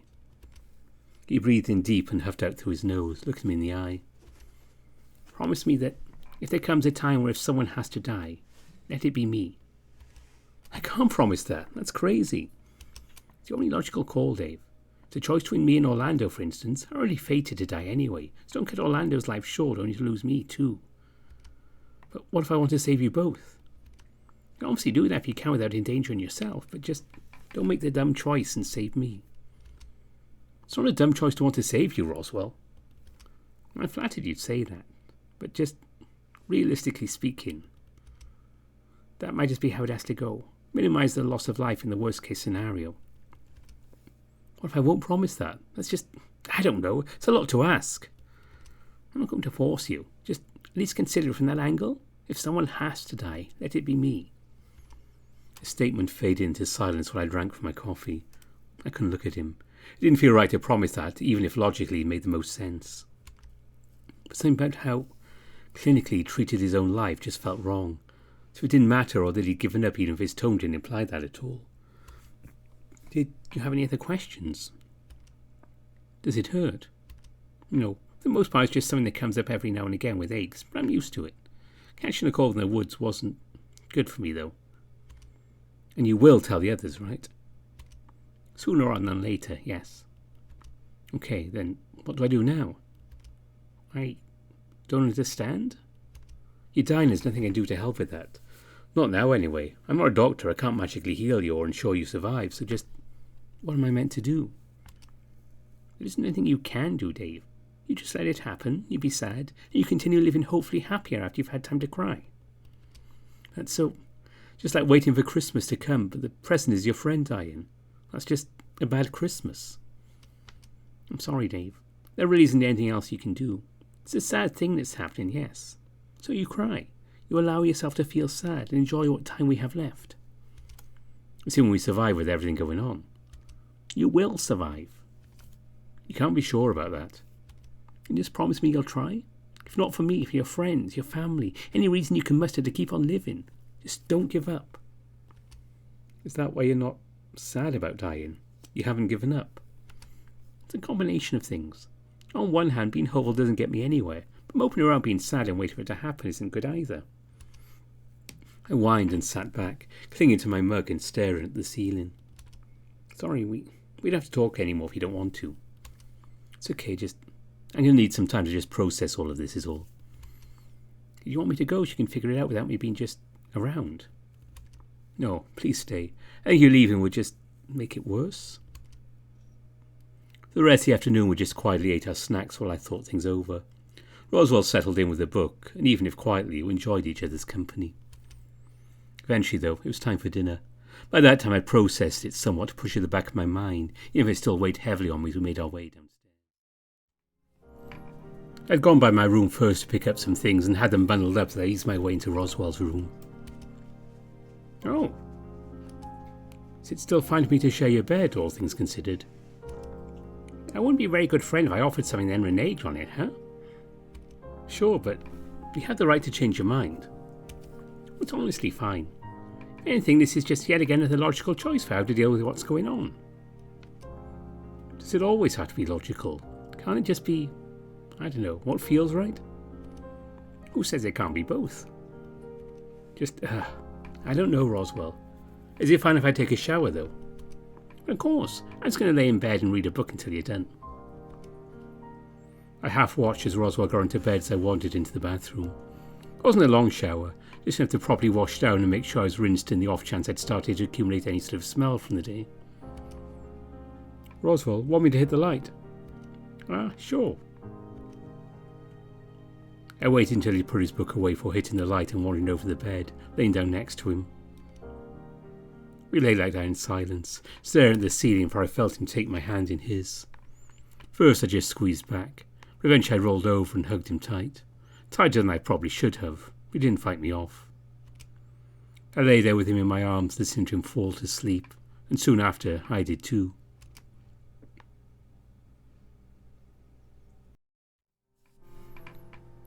Here we are later on day 19. Roswell and Dave have just been chatting about Thanatos, and of course the day's been out on the front porch earlier, chatting with Oswin and Benson, and he wants to talk to Dean about something. I skipped a couple of lines there, but that's what's going to happen with this conversation. By the way, Roswell's about to go look for Thanatos downstairs. Oh, but before you go, have you seen Dean? Dean, why did you want to talk to Dean? There's something I need to talk to him about. It speaks of what I asked you yesterday. A little, yeah. Well, maybe not just a little, but yeah. I'm sorry to have asked that of you, but, well, you know how it is. I know. All the same, I can't just not have that talk with Dean either, you know? No pressure either way on my end, but yes, I agree. You should talk to Dean about it, regardless of what you decide for me. Right. I think I saw Dean heading outside, to the backyard. I don't know where he'd have gone from there, but that's the last I saw of him. Alright, thanks. Let me know how your investigation into the rat goes. Oh, don't worry, I will. See when I can find him. Wish me luck. Hopping off up the stairs, he wandered up towards the basement and disappeared out of sight, heading down the steps.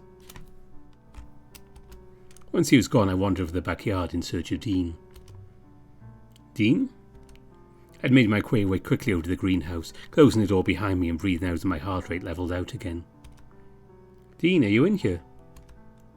Dave? Oh, pleasant surprise seeing you here. Yeah, just came to see what you were doing. Just tending to a couple of things. I was actually going to try whittling something for you, given it's been a while. You were what? Whittle? Wood carve? You know. Oh, neat. He looked me over, instead of going into whatever it was he was about to say, and sat down in some potting soil. Something's on your mind? A little, or a lot, yeah. It's stuff. Want to talk about it? Yeah, I both want and need to talk about it. Stuff's just... I sat down awkwardly next to Dean and started messing with my hands, not sure of how to start.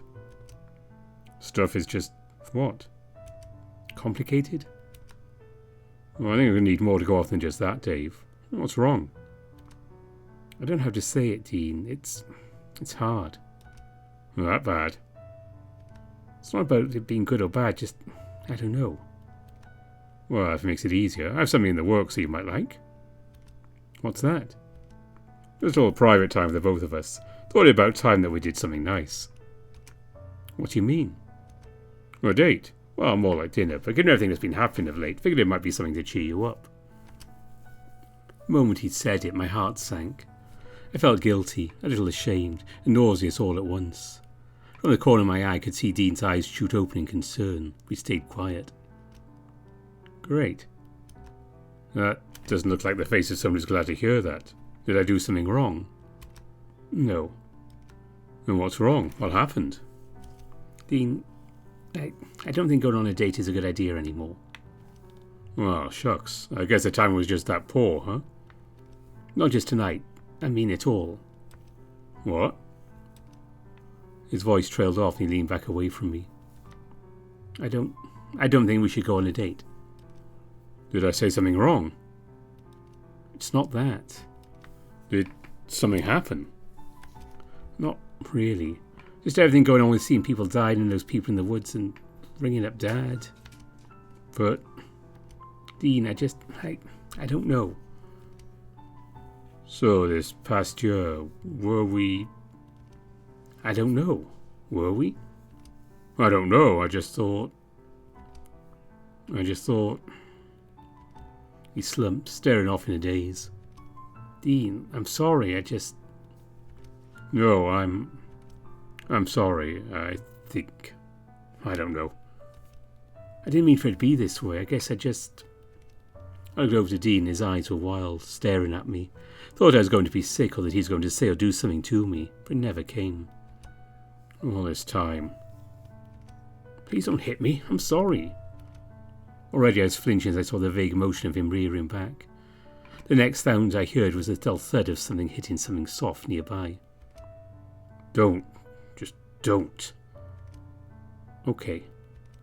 I can't believe this. I can't. I won't.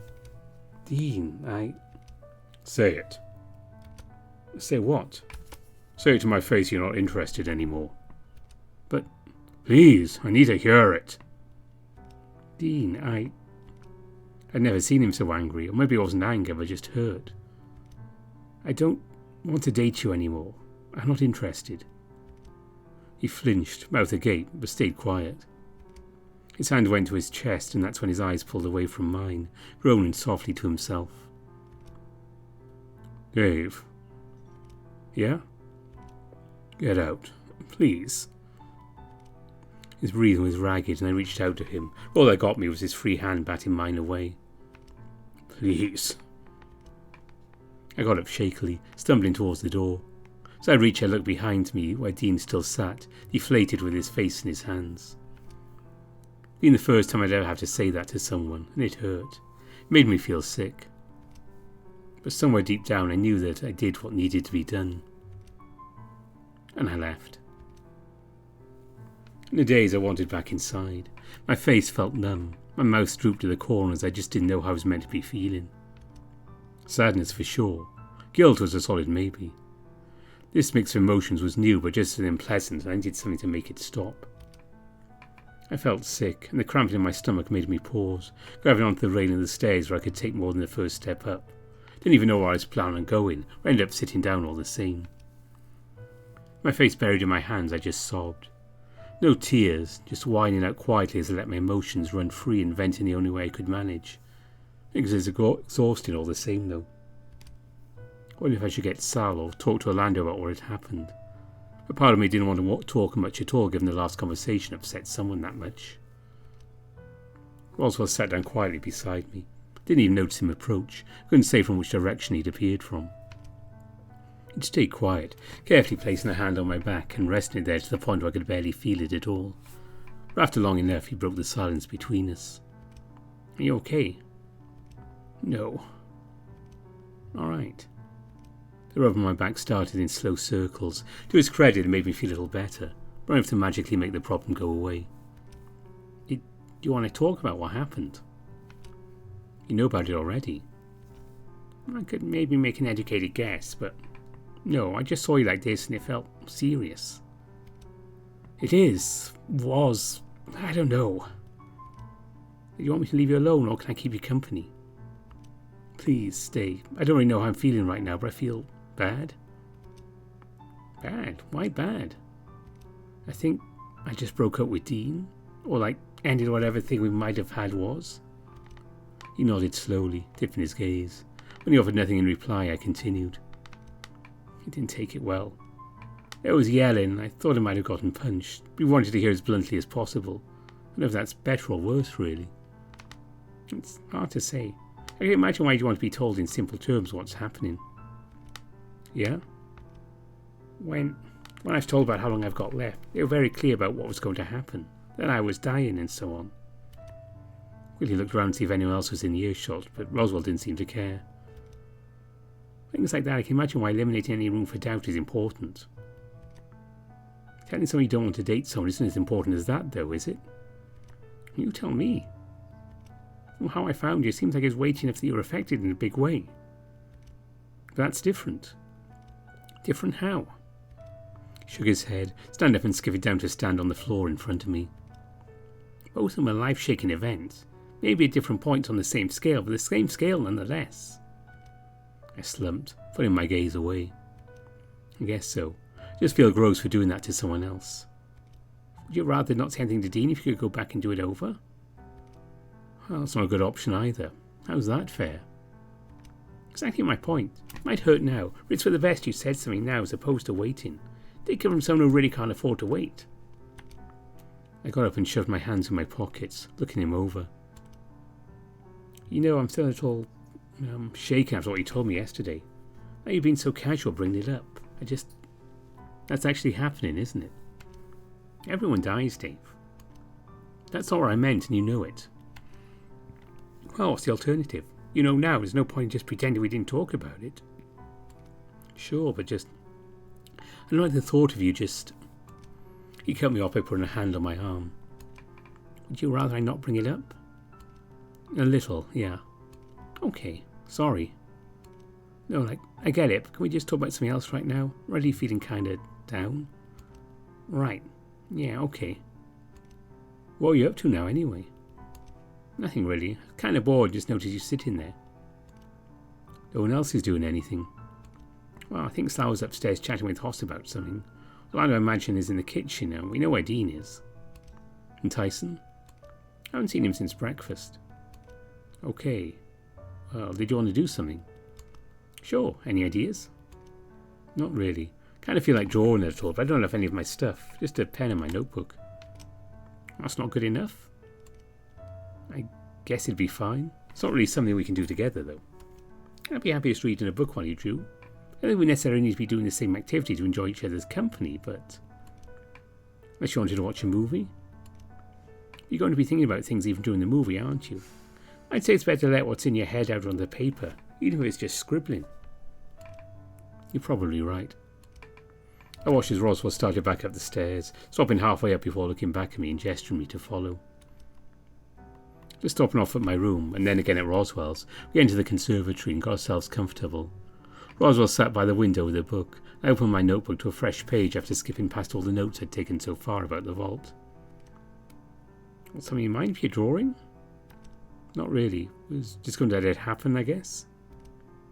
I gulped, hearing me say the words and remembering the same words echoing through my head. A chill went down my spine and I shuddered unrestrained. Cold. Just shaking off a bad thought. About Dean. About death, I guess. Did you want to talk about it, or...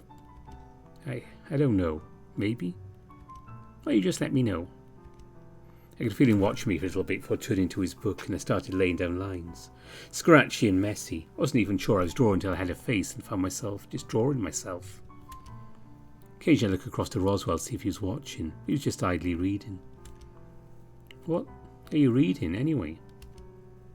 Did you really want to know? Is it a complicated book? Not explicitly, more implicitly, if that makes sense. No?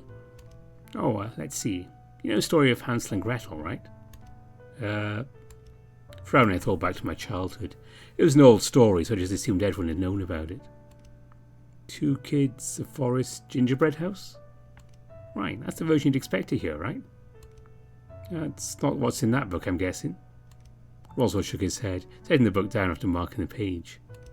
This version is a bit strange. Pseudo-cannibalism and the occult. It's a very strange version. It speaks of various symbolism. What kind of symbolism? The villain was a rabbit, typically associated with luck, or sometimes the moon, I suppose. Not necessarily, eating people. Right, I suppose in this story the idea there's a parallel between rabbits and magic from things like magicians and such makes sense. He shook his head, checking over the page again. It's just bizarre is all. I suppose. Why are you reading stories like that anyway? Oh, just for the humour of it. We have a copy of this at home, but Mom was very, jovial about how silly the frame and the whole thing was. Dad was much the same, but I always had strange reading tastes anyway. They didn't get you normal books. Define normal?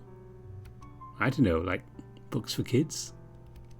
I'll have you know I love reading non-fiction books that Dad brought home, or even just case summary documents. But why? I find them interesting. All the bad people being judged and being sent to prison, or those that sneakily get away. Just interesting the world can work that way is all. That just sounds like bad people getting away, really. I suppose my views on right and wrong are admittedly a little skewed. Do you know why? Well, in what world has a child being diagnosed as terminally ill, right? It still happened. I nodded slowly, looking back to my notebook and feeling my whole body go slightly limp. Sorry. But you get what I mean, right? I do, it's just still hard to process. Even a story like that feels strange. Who writes a story like that anyway? Well, someone with a sick sense of humour. Much in the same way our story's unfolding, right? What do you mean? Someone argues it's evident that God isn't benevolent or omnipotent. I also imagine Orlando would have opinions about the role God plays games too, being there only to be slain and ousted from control. I didn't know you're religious, Roswell. Oh, I'm not. I much more believe in science than religion. So why are we talking about gods? I guess I'm looking at it in the sense that it's all by some grand design by a higher power. They're a dick. I snorted as he frowned, but he looked thoughtful all the while. Which is why I'd much rather take control of my own fate where I can, right? And how do you do it? I guess it'd be my brand of bravery, perhaps. It also means I get to decide what happens to me. Being on a timer for sure helps me keep moving forward. Yeah, but just tell me something. What? What keeps you moving forward even knowing that's going to happen? Like, don't get me wrong, I'm glad you're just... What I mean is, I think I understand. You're asking why I haven't just decided to spend all my free time on vacation or seeing the world or something. Right, like, your dad is a lawyer, so you must have money, right? A bit presumptuous, isn't it? I guess, but... Like, look where we find ourselves, Roswell. Can you blame me given we're in a mansion? No, you're right. On both counts, really. Both Mom and Dad earn a lot of money. I guess the money side of things just wouldn't make me happy. He looked out of the window, sighing. What's seeing the world going to do for me? Where'd it even go? No amount of money can cure what I have either. So money in this instance is just kind of worthless. I got up and looked out the window with him, spotting him smiling to himself in his reflection. I'd much rather just live a normal life. I feel like when the time comes, I'll be able to feel like I got the most out of it instead of just doing anything to remind them on a shorter clock. Right, I get it. You don't sound convinced. Well, it's not that so much, I just find it really unfair. That's because it's not. You don't understand. I mean, all of it. You dying, us in danger, you being fine about it, Dad dying.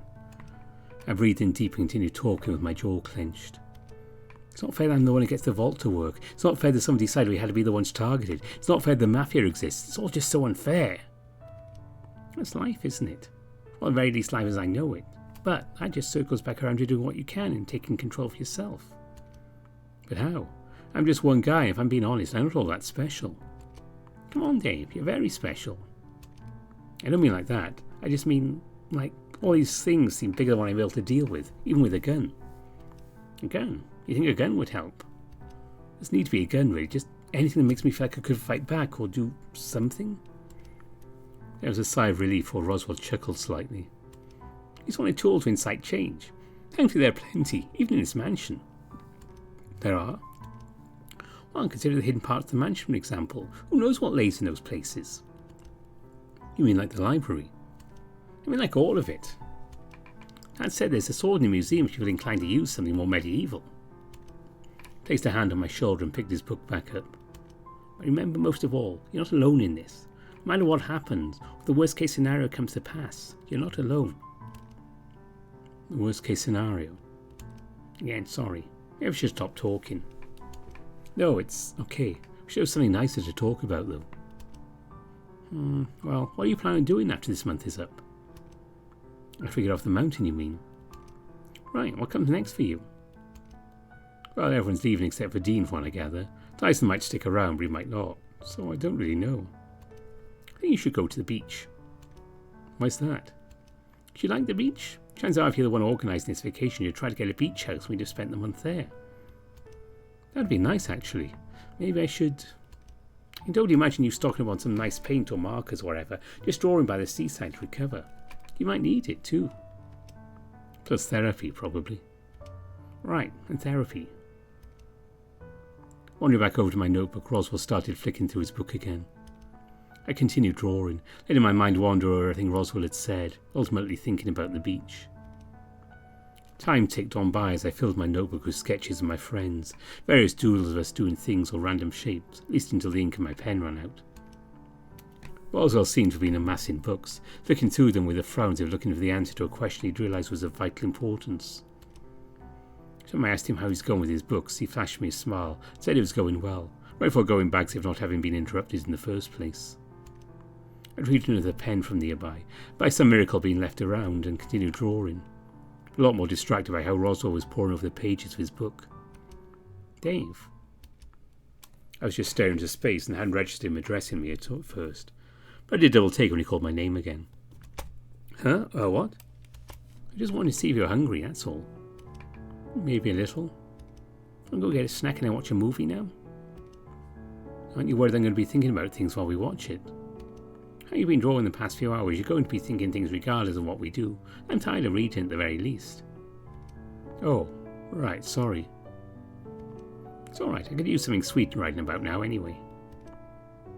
We wandered down together, heading through the foyer directly into the kitchen rather than go to the dining room. It's not that bad, Orlando. It is, those two, really? Just... Orlando was going to say something else but noticed her standing there, finger on Stahl's chest. Are we interrupting something? Not particularly. Just talking about Dean. We can leave if you want. We're just going to get some snacks. It's fine. You can stay. We're not finished talking, Sal. Yes, we are. Roswell had wandered over the pantry and started rummaging for something to eat, while Orlando and Sal stared off against one another. We're done, because if you want to tear into Dean about things he's done, you would best do that with Dean, and not me. Orlando went to say something, was cut off as Sal stepped forward, imposing his size. With that in mind, you'd best be respectful. My friend is hurting, and you dredging up mistakes he's made is only going to make things worse. If you want to talk to him about it, have some tact. Like Roswell said, we can leave if you want. No, it's fine. I'm going to go talk to Dean. I mean it, Orlando. Now is not the time to be tearing into Dean, but you must talk with him. He's in the greenhouse. Orlando scurried away, choosing to take the route through the dining room as not to walk past me and get out of there as fast as possible. What was that about? Drama. You know how it is. Right, just a common thread between Dean and Orlando that, well, Orlando takes issue with. That's all. Sounds like a mess waiting to happen. Are you sure it's wise not to keep them apart given how regularly Orlando is willing to bark at you? I believe, assuming that Orlando can keep his cool enough to be rational, that it's best he and Dean talk things out now. Why now? Namely because it's about time. But also, with what you decided earlier with Dean, it means there's now a way for both of them to address certain grievances they have with their own positions. Sorry, I'm possibly phrasing this badly. You know, with Dave out of the picture, they can talk feelings and expectations. Wait, really? That's what he meant? Just assumed he was like, well, whatever it was Orlando was talking to Sal about when we arrived. It's true. Dean was invested in Dave, as was Orlando. At least from what conversations I had with the pair of them. Although neither handle their emotions well. Don't tell them I said that, please. Huh. I think it's very wise to put them in the same room, now of all times then. Dean lashes out, but is mostly all bark. Orlando is the same. I imagine once they finish yelling at each other defensively, they'll both back down and be able to talk freely. And you sure that's safe? Well, I've known them both long enough that yes, I believe so. Well, I guess they're probably already going at it by now, so the opportunity's missed even if we wanted to intervene. You two just grabbing something to eat for dinner? Or for a snack before you went to go watch a movie. Would you like to join us? Would that be alright? I feel like I should be on hand in case Dean and Orlando need someone to mediate. But they're adults. They can cope without me for a movie's length of time. Great. Sal and Roswell went back to raiding the pantry. In hushed voices discussed snacks. I just stood back and watched as they massed things in their arms, gave me a confident nod once they were done. I was honestly surprised how well stocked the pantry was, given we'd been cut off from the world for a bit now. Maybe prior to our arrival they just stocked up and we were still safe as far as food. So worried that maybe we'd run out, but maybe something to bring up later on sour the mood, given how excited Sal and Roswell looked for movies and snacks. You guys look excited for the movie, well, more than what I am anyway. Admittedly, it's been a while since we've done something nice in a group. The last time was playing cards, wasn't it? No, that can't be right, can it? I guess we've all been busy, but still. Well, we're doing something now at least, right? I was already dragging beanbags into position when Sal came to help, grabbing an extra one, presumably for Roswell. So how have you been, Sal, like in general? Fine, I suppose. Beyond the things everyone's tacking together, I can't complain. Really? Admittedly, I'd like to go and use the pool again when it's safer, but otherwise it's for sure a unique vacation. I'm sorry. Is it your fault that all this has happened? Unless it is, I don't think you should be apologising. He clapped Roswell on the shoulder. Roswell buckled under the motion to fall into a beanbag, still cradling his snacks. What did you want to watch? Oh, I'm happy to watch wherever. Dave can pick. Anything in mind? Nah, you can pick, Sal. I'm just, okay, I see. He wandered over and picked something seemingly at random before returning and opening a bag of chips. The moment the movie started, we seemed to pick up in spirits. Roswell seemed attentive, as was Sal. My mind was still wandering. I kept finding myself looking across to Roswell, remembering what he told me the day before, what was eventually going to happen with him. He was going to die soon. He was going to die, and he's happily sitting there watching a movie without a care in the world. I wasn't sure if I was envious of his strength, or concerned about how unfazed he was about it. On top of that, the question Roswell posed me yesterday. What was I going to say? How did I feel? I could feel my eyes bulging. More and more I found myself staring at my friend. Dave, are you alright? Oh, I'm fine, really. You're not watching the movie. Should we change it to something else? Why did you want this bar of chocolate I have? Sorry, just thinking about something. I'm good now, though. We can pause it if you want to talk it out. No, I'm good. Promise. Alright. Roswell, I have the chocolate, please. Oh, sure. The movie continued. I still felt myself sneaking glances. The other two seemed aware, though, occasionally meeting my gaze. It wasn't long until we were facing the credits, and Sal nodded slowly. That was fun. Thank you. No problem. It was nice to break up a bunch of reading and drawing. I'm just thankful that we did something just the three of us. With you starting to get lonely with just everyone in pairs. With Tyson, someone's always left out. Oh, I just assumed I was the one left out. Really?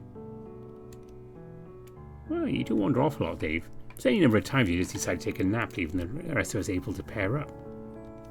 Hopefully we can find a time for everyone to get together to do something outside of a meal, anyway. Sal got up and passed the open bag of chips he held to me, stretching. Again, thank you. But now I should go make sure Dean and Orlando are doing okay. You're welcome to come back and join us later if you want, Sal. We'll see. I appreciate the offer all the same, though.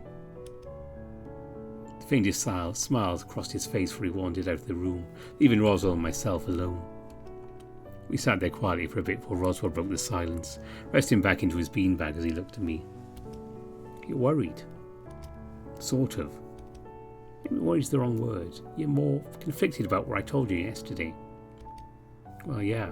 What am I meant to do with that information? I'm sad, but also wondering what there is I can do, and it just sucks. Well, trust me, I know. Would you be less happy if you only found out it happened? At least this way you can make the most of what time is left. I guess. Also considering, the other thing, too. Hopefully I haven't been worrying too much about that. I mean for you to give me an answer anytime soon. Just sooner rather than later would be nice. I nodded along slowly, mimicking how he was sitting, breathing out through my nose. Come on, what's really bothering you about it? I don't know, just maybe I need time. Maybe I just wish I could magically fix it. Deep breaths, Dave. Just relax. One thing at a time. What would you like to happen in an ideal situation? Not really a question, but I suppose an ideal situation would be that I get to experience the few things I've yet to within the constraints of being on the mountain. Not immediately, like being cured. That's complicated. After a while, you have to accept an 11th hour miracle isn't going to happen, so you can properly appreciate what you have left. Isn't that like giving up hope? Things could still work out. Dave, please stop. I accepted my fate a long time ago. While unfortunate, I'm okay with it. Don't you get it, Roswell? You're dying. You're going to die. Once again, I'll remind you, Dave. Everyone dies eventually. All I could do was stare, eyes wide while he was telling me. It wasn't anything new, but it's hitting me just as hard as the first time. So to be more specific my answer, I think what I'd really like is to know what a relationship is like. Good or bad, just have yet another experience under my belt. Good or bad? Right, obviously having a loving partner is nice. Doing so out of obligation won't cut it. Heartbreak is part of life after all. What about sex? Sex is fine, I suppose. I never had it, and at this point I could take it or leave it. If it happens, it happens. So when you asked me yesterday if I'd be your boyfriend, that's why? Like I said way back when we were sitting outside, I do love you. I'm just not sure exactly in what way. Romantic? Platonic? I'm not quite sure. You put me in a real difficult position, Roswell. I know, and for what it's worth, I'm sorry. Roswell got up, dusting himself off and looking me over carefully. Can I ask you a favour? What's the favour? I want you to go think about things for a bit. Solo. I resolved on telling everyone about my time left tomorrow, so everyone's on the same page, so I'm sorry you have to wear that burden alone for the extra day. I got up, jittery and not really sure what to think. I was made by the point of what Roswell was asking of me. And you need some serious time to process what's got you worried about all this. Remember, I'm the one dying and I'm okay. All things considered, I'm okay. But... Slumping, I nodded my head and buried my hands in my pockets. Please? Okay. In the days I wandered off, not even knowing where my feet were taking me as I just thought things through. I was on auto, walking about the mansion till I took stock of where I was, looking around in the dark and let my eyes adjust. The library? Looking over the vault door, I felt a chill run down my spine. All the same, I found myself wandering closer. As my hand brushed the surface of the door, it groaned. Startled, I quickly stepped back with my breath catching in my throat. Stepping through the door was Oswin. Each step forward making me take one back. You want to know why you're in here, boy? Oswin? Yes. What are you doing here? He wandered over the table where we'd had our first in-person conversation, leaned against the table, looking me over in the darkness. I believe I asked you first. Right, I'm thinking mostly. Don't even know how I ended up here, if I'm to be honest. He grunted, gesturing to the seat that I'd taken during our first conversation, taking his in turn. Can I ask you something? I sat down and he quirked a brow, not giving me any indication I couldn't ask. What do you do when someone tells you they're dying? It must have happened to you at some point, right? He stiffened and drummed his fingers on the table between us. It's never easy. What do you do? Can I take a wild guess and see when we're talking about Roswell? Yeah, how'd you know? And more so, I'm pleased I didn't go revealing his secret prematurely. I've known for a while. Did he tell you? Dave, I do believe you've gotten what I used to do for a career. So you knew because of that?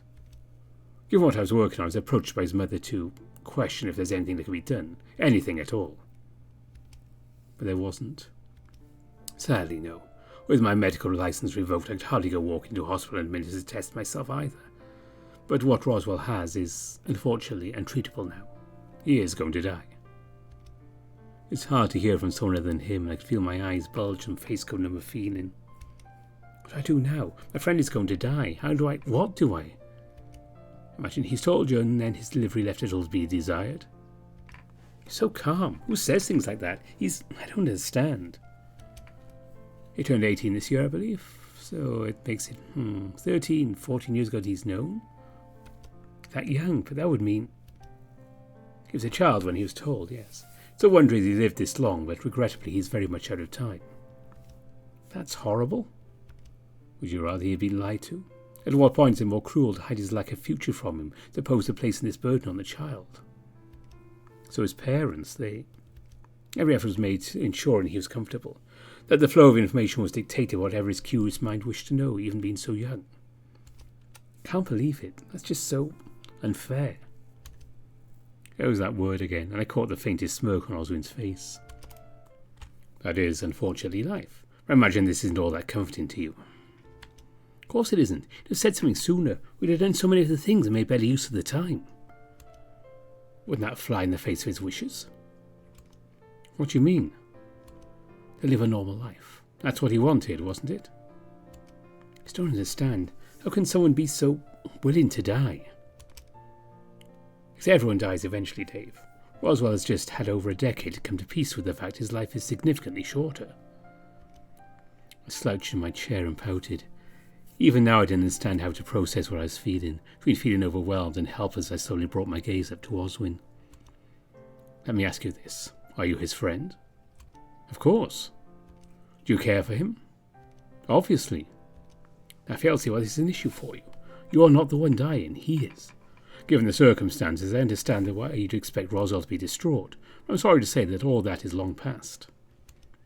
So what am I meant to do? Entirely up to you. I imagine the correct answer would be to be his friend. I'm doing that already. Are you really? I sat up, then continued my upward motion so I was standing. How dare you, of course. Nothing's going to change how I feel about Roswell. Nothing, huh? Well, that's good news. So I suppose then our conversation is over. After all, the only thing left is to be there for him, isn't it? Right. Let me be frank. If you're looking for what you're meant to be feeling or what you're meant to be doing about all this, the only one that can answer it is yourself.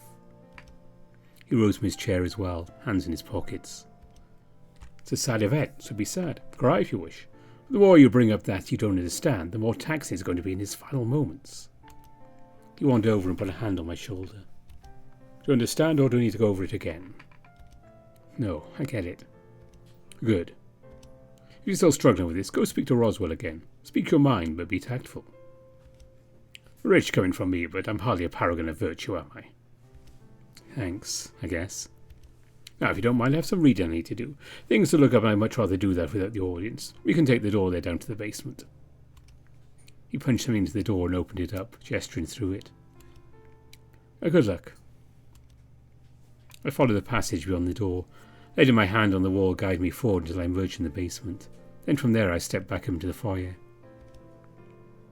You look a bit rattled, Dave. What's going on? Have you seen Roswell? Well, sure, why? Just wanted to talk to him about something. Last I saw he was outside, just laying on the grass. Looked a little out of it. Did he say anything? I asked, but he didn't give me anything to work with. Just said he was waiting. Huh, okay. Now, you seen Orlando anywhere? Not for a while. Last I heard he was talking with Dean about something before Sal left to go sort it out. Great. Alright, I guess I'll see what's going on too. Everyone else is accounted for. Even Tyson. Yeah, he's around being a sourpuss, so I'm giving him some space. Okay, well, good luck finding Orlando. And he was Roswell, although he's just out front. Won't be hard to find. With a wave he wandered towards the backyard and out of sight, whereas I went out to the front in search of Roswell. Roswell, you out here? There he was, splayed on the grass looking as happy as could be. Well, welcome back, Dave. What are you doing? Waiting? For what? Not what? Who? I assumed you'd be back sooner rather than later. You were never the one to want to leave me alone for too long after all. This was important. Had to think quickly. Sure you did. Come join me on the grass. I did as he said, wandering over and lay down next to him, looking up at the sky.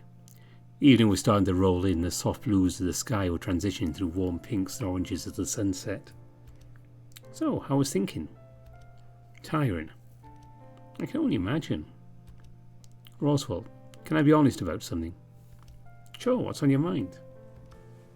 I have no idea how to feel or react to knowing that you'll be gone soon. Well, yes, I gather that. It's more than that, though. I'm scared, ashamed, nervous, angry.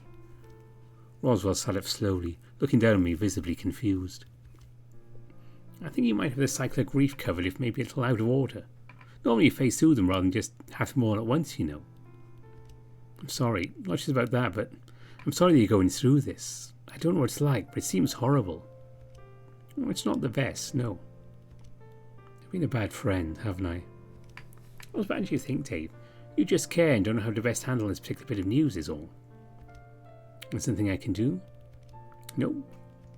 Nothing you can do either? I was just waiting. Nope. Okay. Roswell lay back down, looking up at the sky when I glanced across to him. I know it's not the best situation. I promise I'm okay. Okay. You're starting to sound unconvincing, Dave. Sorry, I'm just sad. It's a sad event, so it's okay to be sad. Also, the other thing you asked me yesterday, Ryan, have you come to a decision? Can I ask something first? Of course. I know you said you want to experience it, even if it's fleeting, but what's going to happen to me if I say yes? You'll live. You'll be happy when I'm gone, hopefully. Just because I'll be gone doesn't mean life stops. I thought you'd have learned that by now. He sat up, crossing his legs and stretching out as I did the same.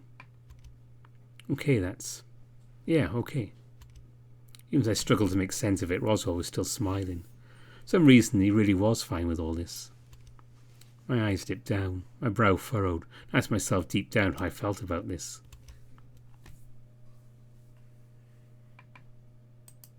Yes. My answer is yes. It's only going to be a brief while, but for what it's worth, I'd be happy to take what moments I can get. I'm glad you think so. Roswell, I'm scared though. When it happens, Dave, it's alright. When it happens, we'll tackle it together. Cry, be sad, don't forget to keep loving others the same way you would have loved me. Who says I don't love you already? That would be nice, but are you sure? I don't know, but with what time we have left, I'd like to find out. You're silly, Dave. He took my hands in his, only briefly letting one of them leave to wipe his eyes. I love you, Dave. I had a goofy smile on my face. My cheeks started to burn. It was a nice feeling that was coming from my chest, but I didn't know where to really place it. So what happens now? Nothing needs to happen if you don't want it to. Are you hungry? I think I fell up on snacks during the movie, so I'm probably fine for a bit. Alright. Why? Were you asking me to dinner on a date? Well, we could probably go watch another movie or something sweet. I'm sure we could find something. My boyfriend knows me so well. Is that what I am? Your boyfriend? Sorry, was that not what you were agreeing to? I just assumed. No, yes, it's just going to be a little bit to adjust to is all. This is all new? You don't have to call it that if you don't want to. Honestly, just basking in this feeling is really nice. So what do you want to do now? You're asking me if you had something in mind.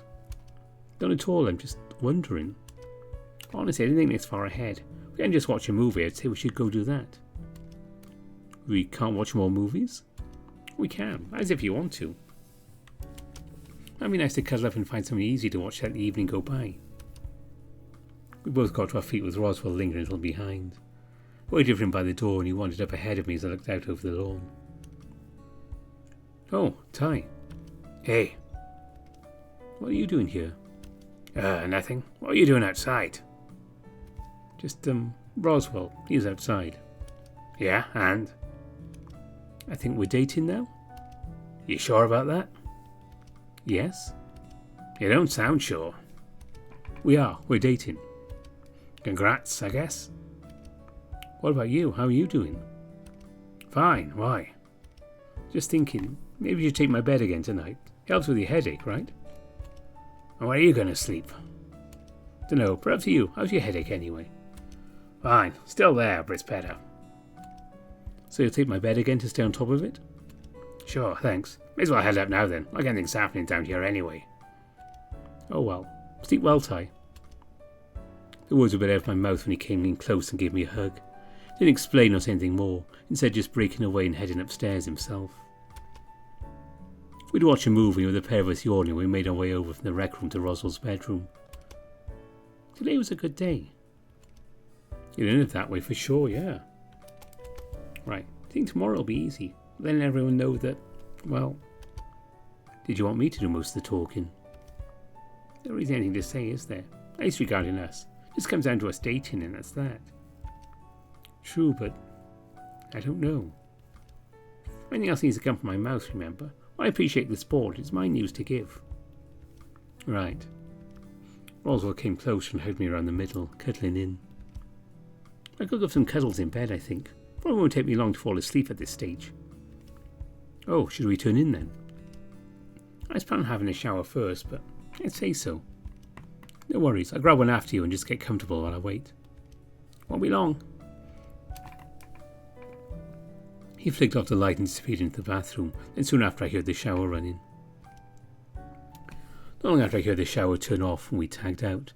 When I was done, Roswell was already curled up in bed, half of the bed available for me to take. I had a sweet smile on his face. The moment I lay down, he reached out for me and rested his hand on my chest. Idly, he played with my fur as I warmed up under the covers. Then she came in close enough to roll me over so he could cuddle into me from behind. It was nice if unexpected, and sure enough I fell asleep cradled in the arms of my boar. So here on day 20 and Dave's just woken up from a rather strange dream. I sat up in bed, looking around before the loud snore from next to me made me jerk my head in that direction to see where it came from. There Roswell was, sprawled out on his back with a blissful smile on his face. I could only return the smile, but mine was a lot more grim, knowing full well this was going to be something I had to commit to memory. Who knows how many mornings I'd experienced like this? Rubbing my eyes, I tried to think back to the dream I had, frowning when I couldn't remember if those were things that actually happened or if I was just hallucinating. The longer I sat there with my thoughts, the more confused I got. All the while, Roswell remained asleep and happy. I found myself getting jealous. I tried to lay back down to get some more sleep. As I got closer to my pillow, I heard Roswell's breathing change, followed by a yawn. Oh, good morning. Hey, morning. Did you sleep well? Well enough, I guess. Some strange dreams. That's become kind of normal, really. Well, how strange is strange? I kind of just... It was as if I was awake. Everything felt so real, but I don't remember playing cards with Sal, Hoss and Tyson all at the same time. Are you sure? Pretty sure. I feel like I'd remembered that. Well, if it's just playing cards, I guess that's fine, right? It could have been worse. Yeah, I guess so. Well, I have dreams like that sometimes too. Almost as if they were memories I was reliving. Sometimes they're like crazy strange though. But I can still tell they're dreams. How strange is strange? Sometimes I imagine I'm a great magician sawing someone in half.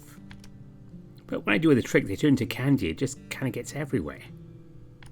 That's... All of them are like that. Sometimes just thoughts about school, but because we're not at school now, I could tell it was just a dream. That's kind of the spectrum. Sounds similar to mine, although I guess replace school with home. It makes sense you think of home. You miss it. My smile went grave and I looked him over as I moved from resting back on my elbows. Go on, Dave. I know you want to ask. Do you ever dream about dying? That's complicated. Maybe once or twice, but not in the way you're probably thinking. Night terror stuff like falling off a cliff or being attacked. Right. Yeah. I think we stay in bed. All you're going to do is just keep overthinking things. So why don't we head down and get something to eat? And I could use some coffee, and so I can only imagine what it's like for you. You mean coffee or sugar? Well, why not both? We stumbled out of bed and put on some clothes. Maybe Roswell was right, I just needed some coffee in my system. He seemed to be managing just fine without it, although it could have just been the prospect of sugar to fuel his sweet tooth. He's almost taken the stairs 2 of the times we headed down to the foyer. He waited for me as I dragged my feet. From there it was into the dining room. And here's the point, Thanatos has just let everyone know that Roswell had an announcement. I did. I clued in immediately to what Thanatos was talking about and ducked my head, looking quickly at Roswell, who seemed to be realising what Thanatos was talking about. Right, I guess that's just better brought up now, huh? He took a deep breath and started to fiddle with his fingers, all the while Thanatos seemed to make himself comfortable, notably away from Tyson. So I have a confession. A secret I've been hiding from you all. There's no good way of saying it, so I guess I just will. I'm dying. I kept my head down, trying not to think about it.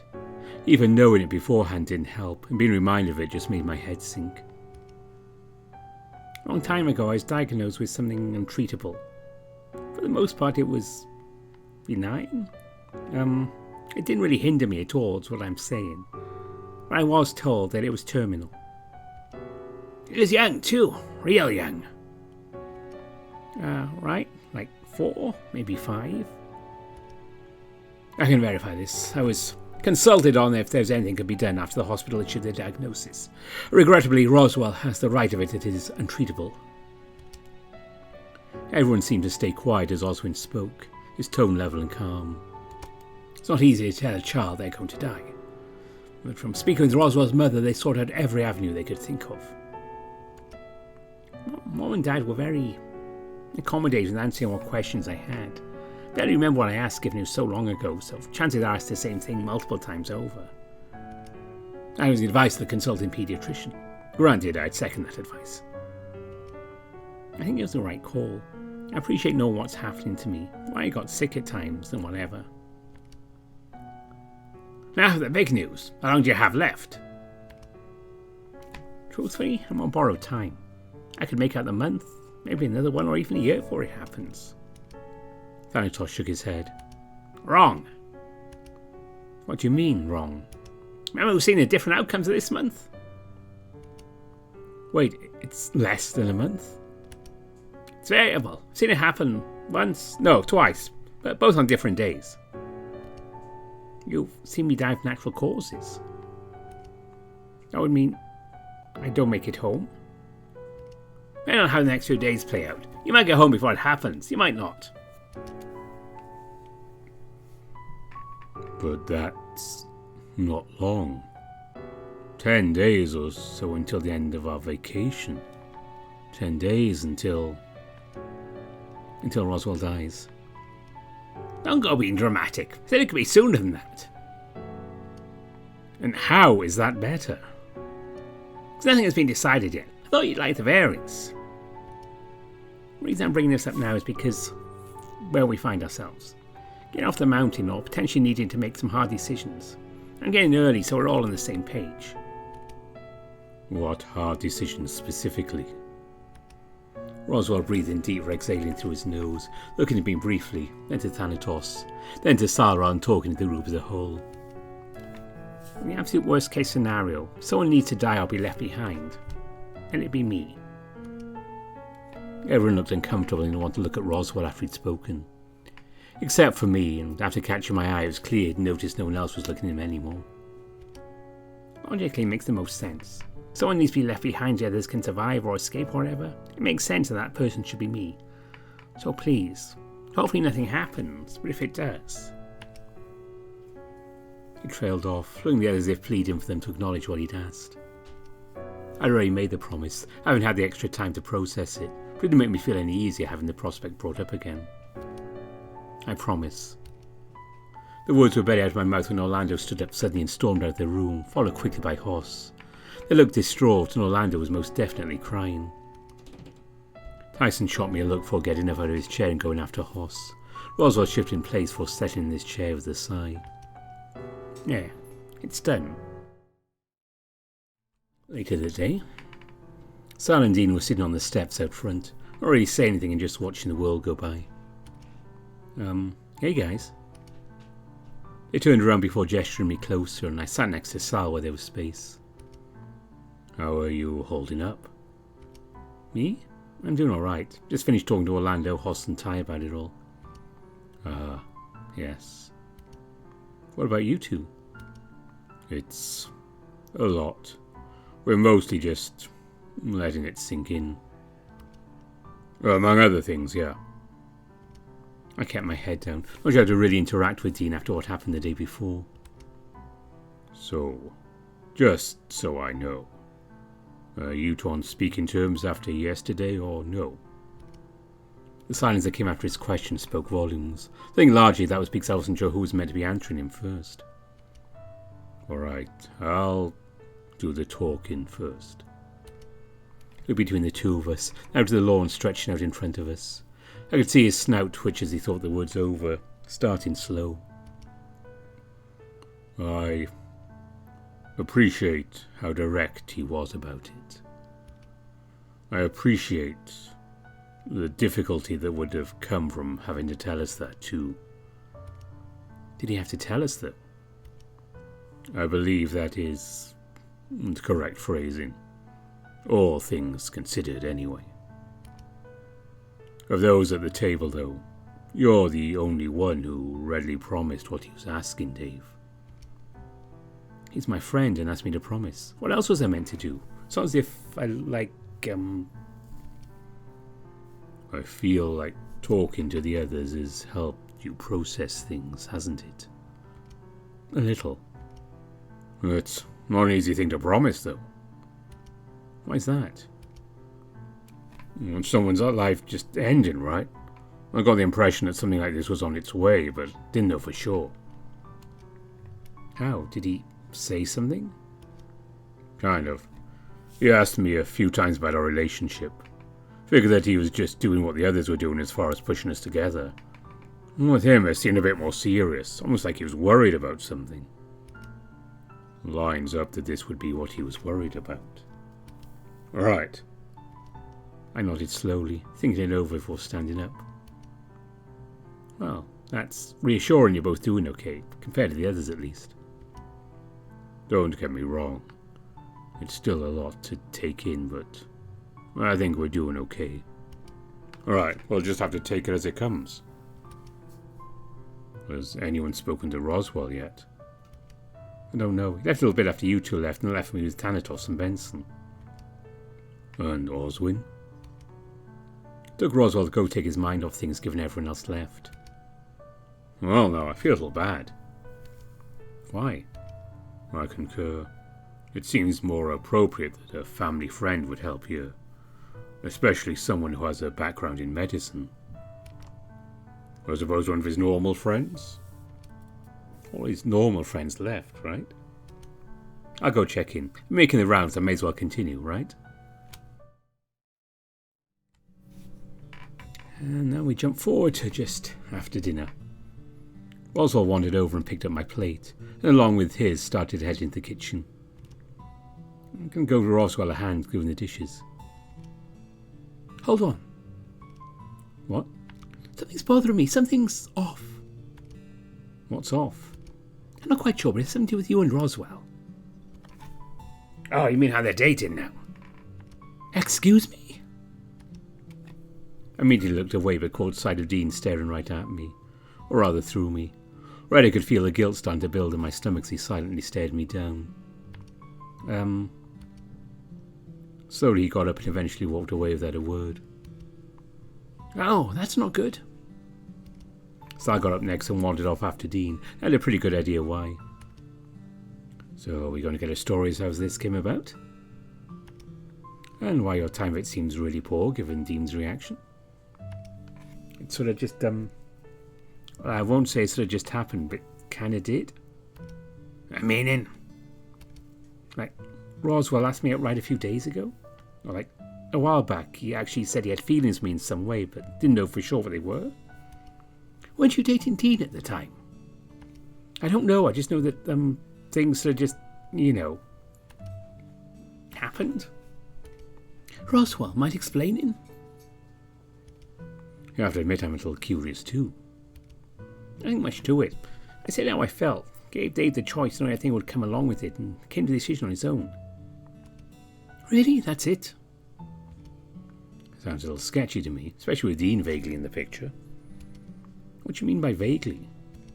Dave, in the time we've been here, Roswell's been more than upfront about his feelings and intentions, and both you and Dean have been in, what, over a year? That's, as far as I'm sure he's to bully Dave, maybe leave him alone so he can do the dishes. Tyson flashed me a quick thumbs up before leaving the table, and notably his plate on the table. Well done, let's keep you. Come on, Orlando. Orlando gave me a wry look and pointed at me carefully. Expect details later, from both of you. He pointed to Roswell before leaving with Hoss. With a shrug, Roswell led the way into the kitchen. We cleaned up after dinner. We were both yawning by the time we got him back to the bedroom. Roswell rubbing his eyes as he closed the door behind him. Time for bed already? Yeah, I'm exhausted already. Well, it was a pretty involved day, right?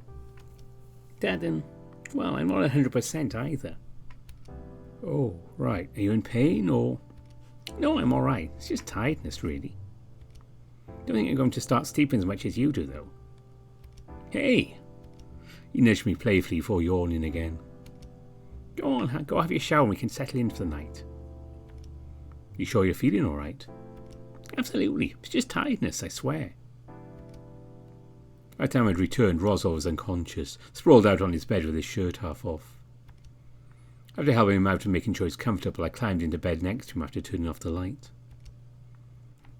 He mumbled quietly in his sleep, a worried expression on his face until I cuddled up next to him. Then, as if all was right in the world, a faint smile rested on his face. It was the last thing I saw, for I too fell asleep.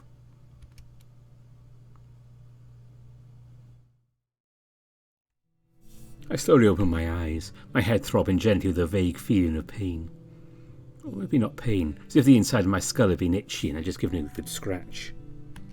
For the most part, my throat felt dry and I needed water. Then coffee. Then breakfast. Just thinking about food made my stomach growl. Something I wasn't expecting, but it was nice having an appetite again. But I wasn't the only one hungry, it seemed. Roswell's stomach growling right next to me hinted that maybe he too was ready for breakfast, although he hadn't awoken yet.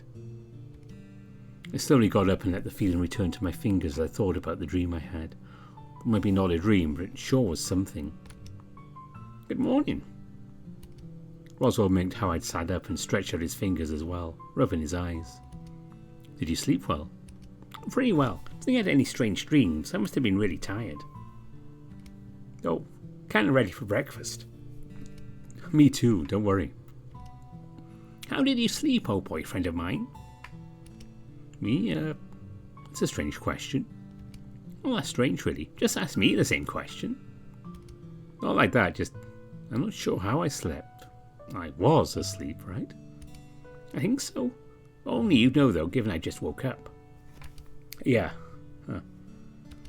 Ready to head downstairs? I think so. I need some coffee in me and then maybe a bagel. Just a bagel? Maybe some scrambled eggs. Are you sure that's the line you want to follow that up with? Hey, I like eggs. Nothing wrong with that. You go get those eggs. You're not coming? I'll meet you downstairs. I'll have a shower first, see if that takes some of the waking my muscles away. Oh sure, I'll make sure the coffee's ready too when you're downstairs. So now we just skip past a few things, including Dom showing up and, of course, Dave having that vision of being out in the woods with Jack. Welcome back.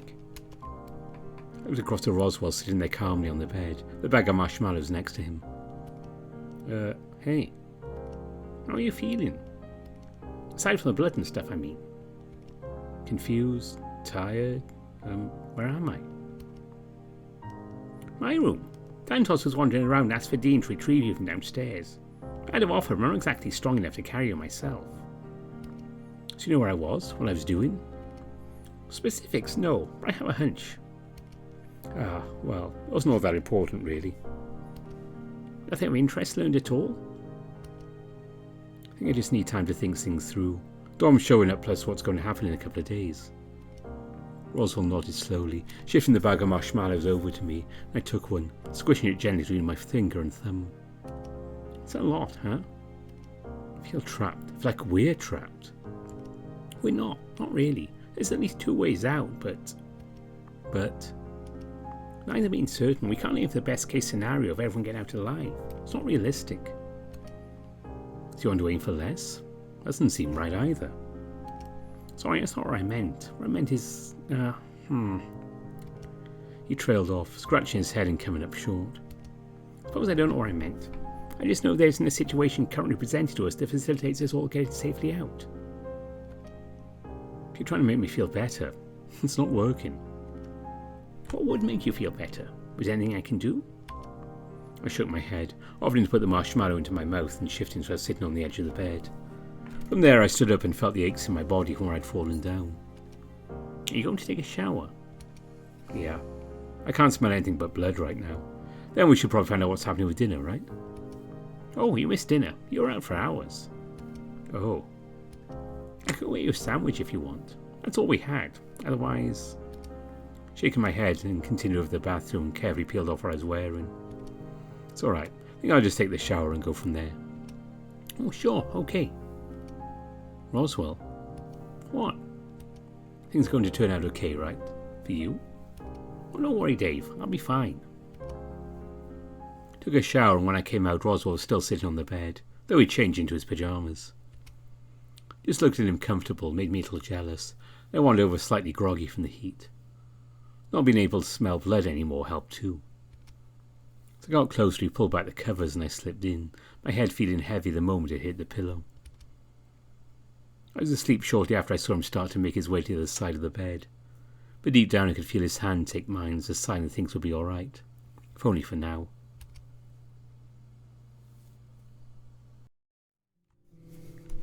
Morning of day 22. As I looked at Roswell, he seemed to be in the middle of having a nightmare, face scrunched up and twitching every now and again to the point it was bordering on thrashing. Roswell? Placing a hand on his shoulder seemed to help keep him still. His expression was pained and he remained asleep. His breathing was hard, tears at the corner of his eyes. He looked uncomfortable, but clutched the blanket close to him all the same. Placed a hand on his forehead on a hunch, and realised immediately I had no idea how to tell if someone had a fever. He felt warm enough, so maybe he was just sick. Or maybe... My blood ran cold when if this was it. If Roswell was going to die while I watched. Then he opened his eyes slowly, focusing on me gradually and speaking almost a whisper. Dave? Are you okay? It looks like you're having a bad dream. I'm okay now. Just so tired. Did you want to sleep more? He went to say something. I just watched as his eyes closed and he fell right back asleep. It was worrying seeing him like this. There wasn't much I could do. At the very least it seemed as though he wasn't having another nightmare. I got dressed and headed downstairs. Roswell needed the additional rest than the both of us could do with a cup of coffee. Or Roswell would when he's up and about. Dean had the right idea. He's already outside enjoying a cup. I figured I'd prioritise getting one for myself.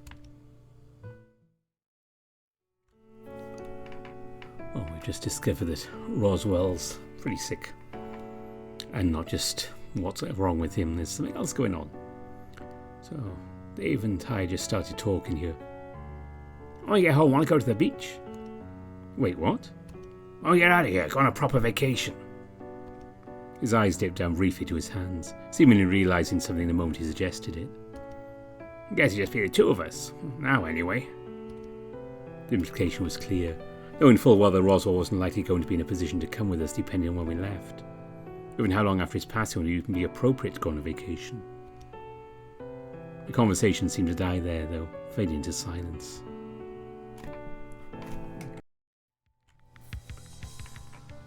So, we've just learned who was the mastermind behind all this, and Dave and Roswell have just been discussing things.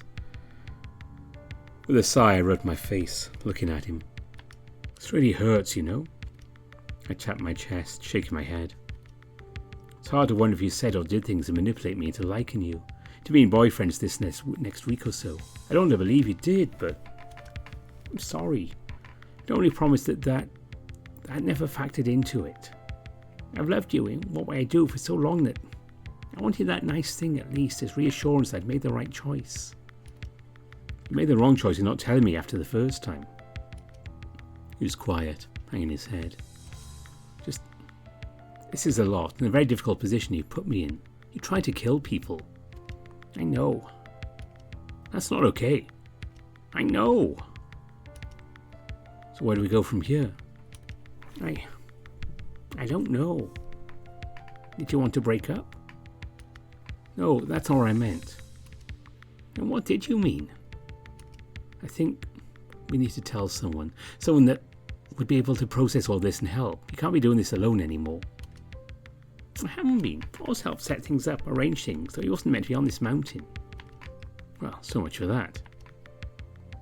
He knows you know, I'm guessing? I was going to talk to him again later and attempt to figure out what to make of this mess, but here we are instead. Here we are on day 24. Everything so far has played out as you saw back when we entered Dean's route. But now as we diverge, and Tyson is recovering, we're going to see what happens here. Roswell was hard to find at first, but I found him quietly stroking a lifeless Thanatos. He must have retrieved it at some point on our way out. When he looked up at me, he looked shaken. Or maybe his tiredness. But I had to imagine having Benson die in his arms, Thanatos now gone, and everything peaceful again was a lot to process. We just sat quietly for a bit before I found myself starting to fall asleep, to which Roswell asked if I'd be better off sleeping in a bed. I was too tired to move, and while not comfortable, I was just thankful to be getting what sleep I could. Time passed, and it was quiet. For once in his vacation, since everything had gone wrong, it was finally quiet. As much as we were free to have our vacation now, all we wanted was to go home and follow this behind us.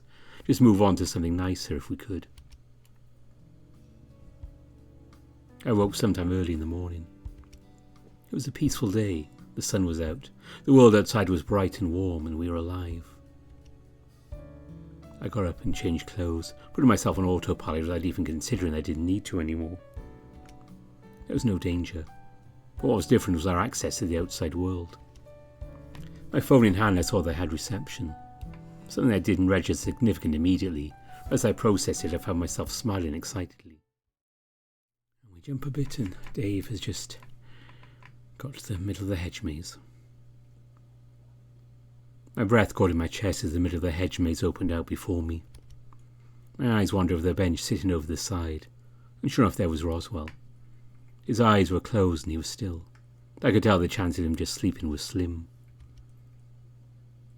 As I got closer, I noticed him holding an envelope, or rather it was tucked between his fingers in his lap. What I could make out for touching it, though, was my name, and only my name, written on the front. I placed Thanatos next to him, hands trembling as I went for the envelope. Easing it away from him, I opened it carefully and read what was inside. Dave, if you're reading this, our vacation is about to be over. In the best way possible, too. I wrote this in hopes that when we come back from the watermill, we'd all have survived. They'll be able to go home and one day put all this behind us. Things are never that simple, are they? There's always something that gets overlooked, or someone that gets overlooked and lost along the way.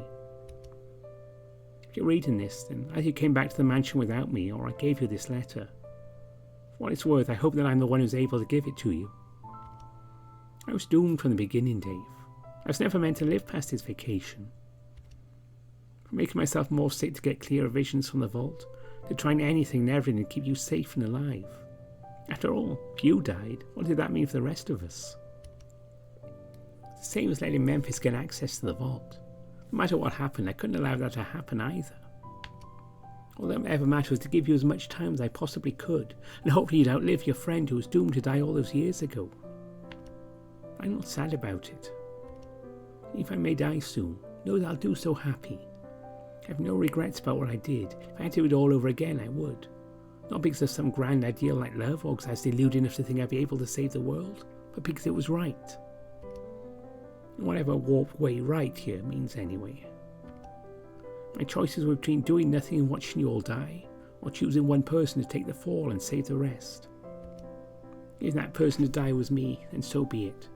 You just had to remember that, so everything afterwards will be fine. Or at least that's what Thanatos told me. I wish I never had to make that decision. The years of nightmares and the insistence of someone I trusted knew better convinced me otherwise. Now I asked my uncle what was happening to me. He looked so sad and offered to help me with whatever I needed, no matter what. He offered his house, he offered everything he could to create a space where you were taken from so much danger, only for us to throw you right back in. I'm sorry, Dave. I'm sorry for everything I put you through, for everything I did wrong, and for everything I can't protect you from in the future. I'm sorry this road caused you so much pain and suffering, and I wasn't able to make you understand sooner. Writing this is hard. Do you know what I'm looking forward to most, if I never get to see it, or rather, remember it? It's meeting you again, when we're kids. When the universe ends and everything resets after all those years, I'm looking forward to getting to meet you again.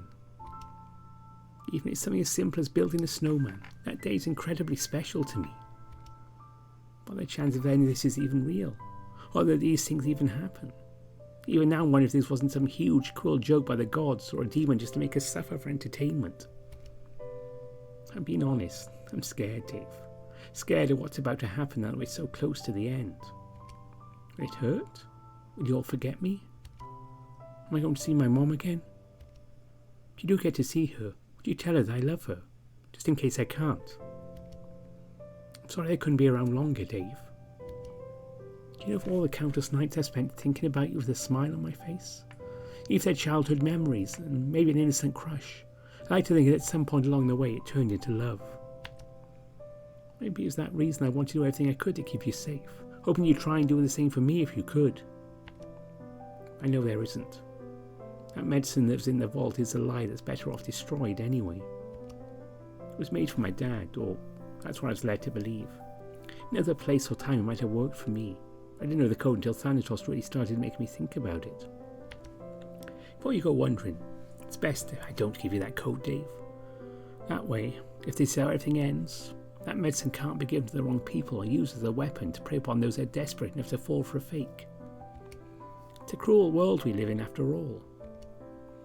Dave, from the bottom of my heart, thank you so much for being my friend, being so much more to me than I ever realised, and for what it's worth. I wish you every bit of happiness you can get, as you deserve it. They say that when you think about the person you love, your heart beats faster, which means in a sad way, the more I think about you, the closer I get to the end of my time with you too. So, goodbye, Dave. I love you, and I always will. Roswell. Standing there in front of him, I could tell that he was at peace. While not smiling, he looked calm. He was dead. As I struggled to come to terms with what was in front of me, the weight of the envelope registered as heavy enough to have more than just paper in it. Inside was another medal, this one engraved with a stylized M.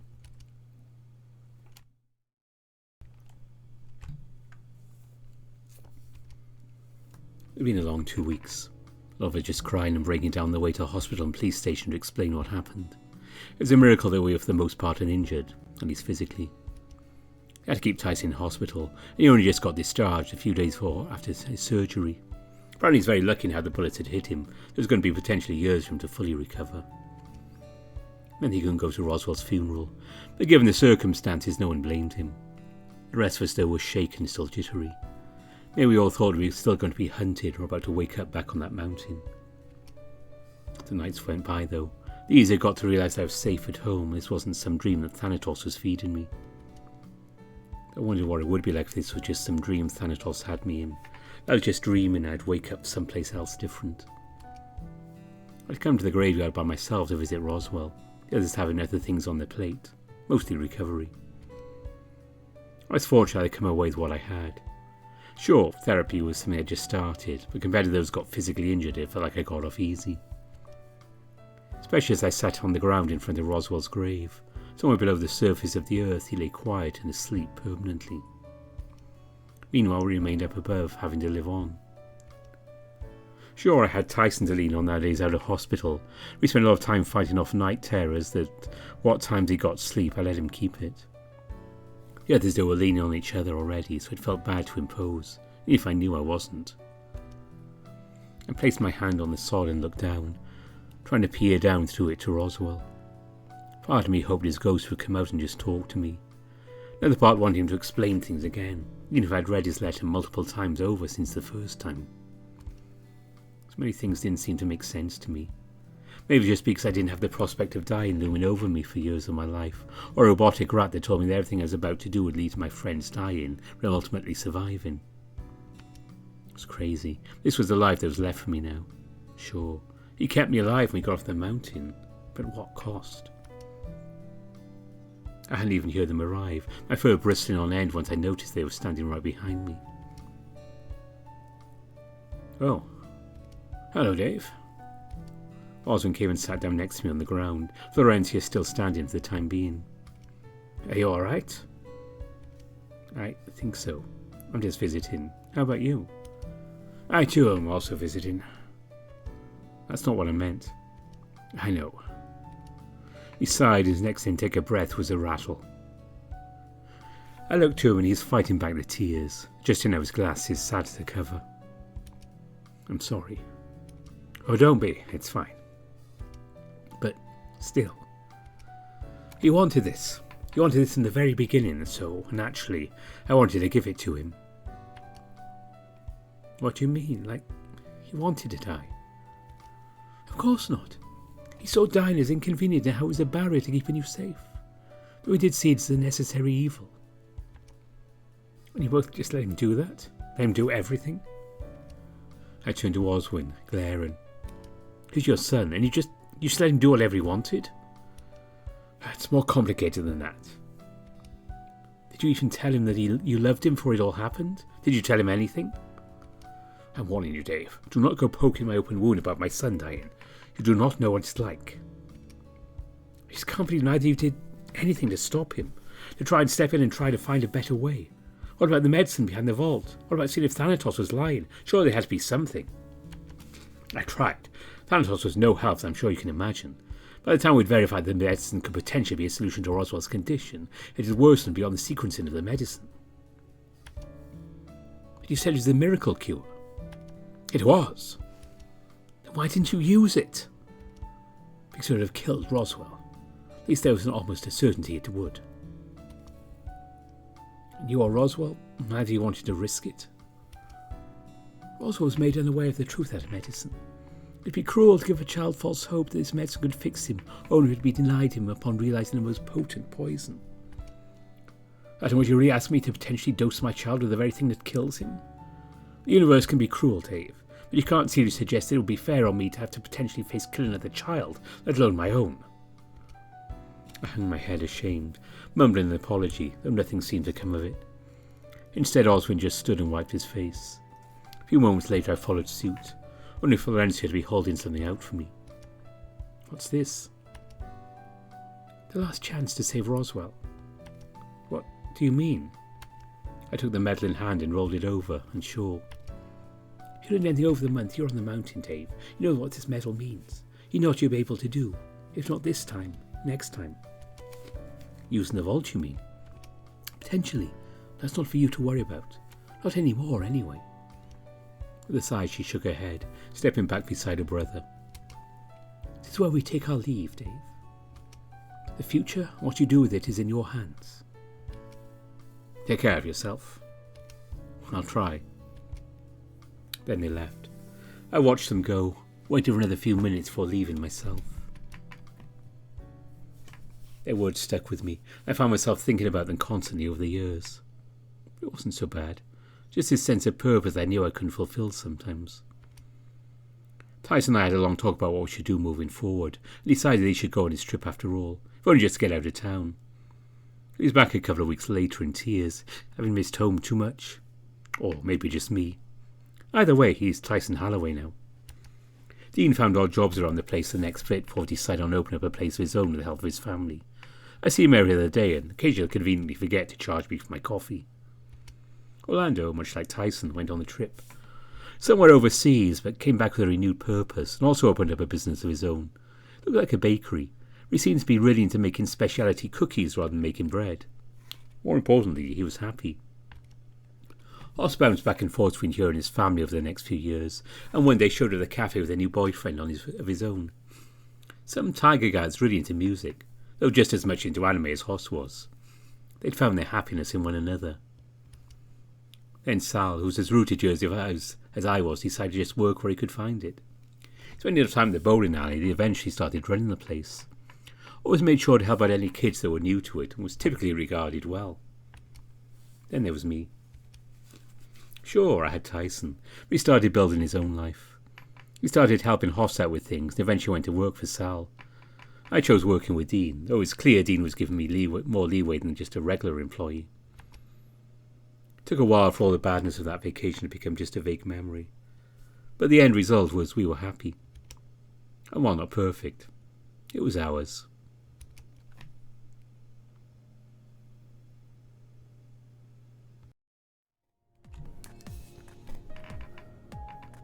And there we go. That was the edited version of what we didn't do of Roswell's route up to the end. I hope you've enjoyed these Roswell and Tyson videos, these short edited versions. I'm personally not very happy with them because I'm missing so much of the story. As a storyteller here, I just have to gloss over it, but it is elsewhere. And yeah, I just wanted to give Roswell his due and finish off his route. There will be one more password video coming out, all being well. I plan to do the true ending at some point, probably when the final version of Password is out. I don't know when that will be, but Grizz is working on it. And I think to mark that occasion, I'll show you all the true ending. Unless some rat robot gets in the way and suggests I shouldn't do it. But thanks for watching all these Password videos. It's definitely been a ride, hasn't it? And also thanks to all my donors on Patreon and Ko-fi. As always, I'd like to say a special mention to my top patrons: Andy Peng, Samuto, Omar, Big Booty Judy, Nova Starburn, Lopez Need Coffee, Mohammed Al-Zamel, Aaron Fox, Exact, Evan King, Marcus, Cindy Dragawol, Kopi, Spiderling, Riz, who wrote and drew all this, Dissonance, Anubis Silverwind, Ida Corval, Tiger Cup, Brian Hall, Bastion, Lark Huskerton, Legacy Bucciarati, Copas Vissa, Kartek, and Burnt Toast. And of course, I do have the links for Grizz's Patreon, and you can go and support him. I know there will be other stuff upcoming when he's finished off Password, so you can always pop around to the Patreon, support him, and get all the latest updates with what's going on there. And you should do. He's done a great job on this one. But until we return with the final finale of Password, thanks for watching. Bye for now.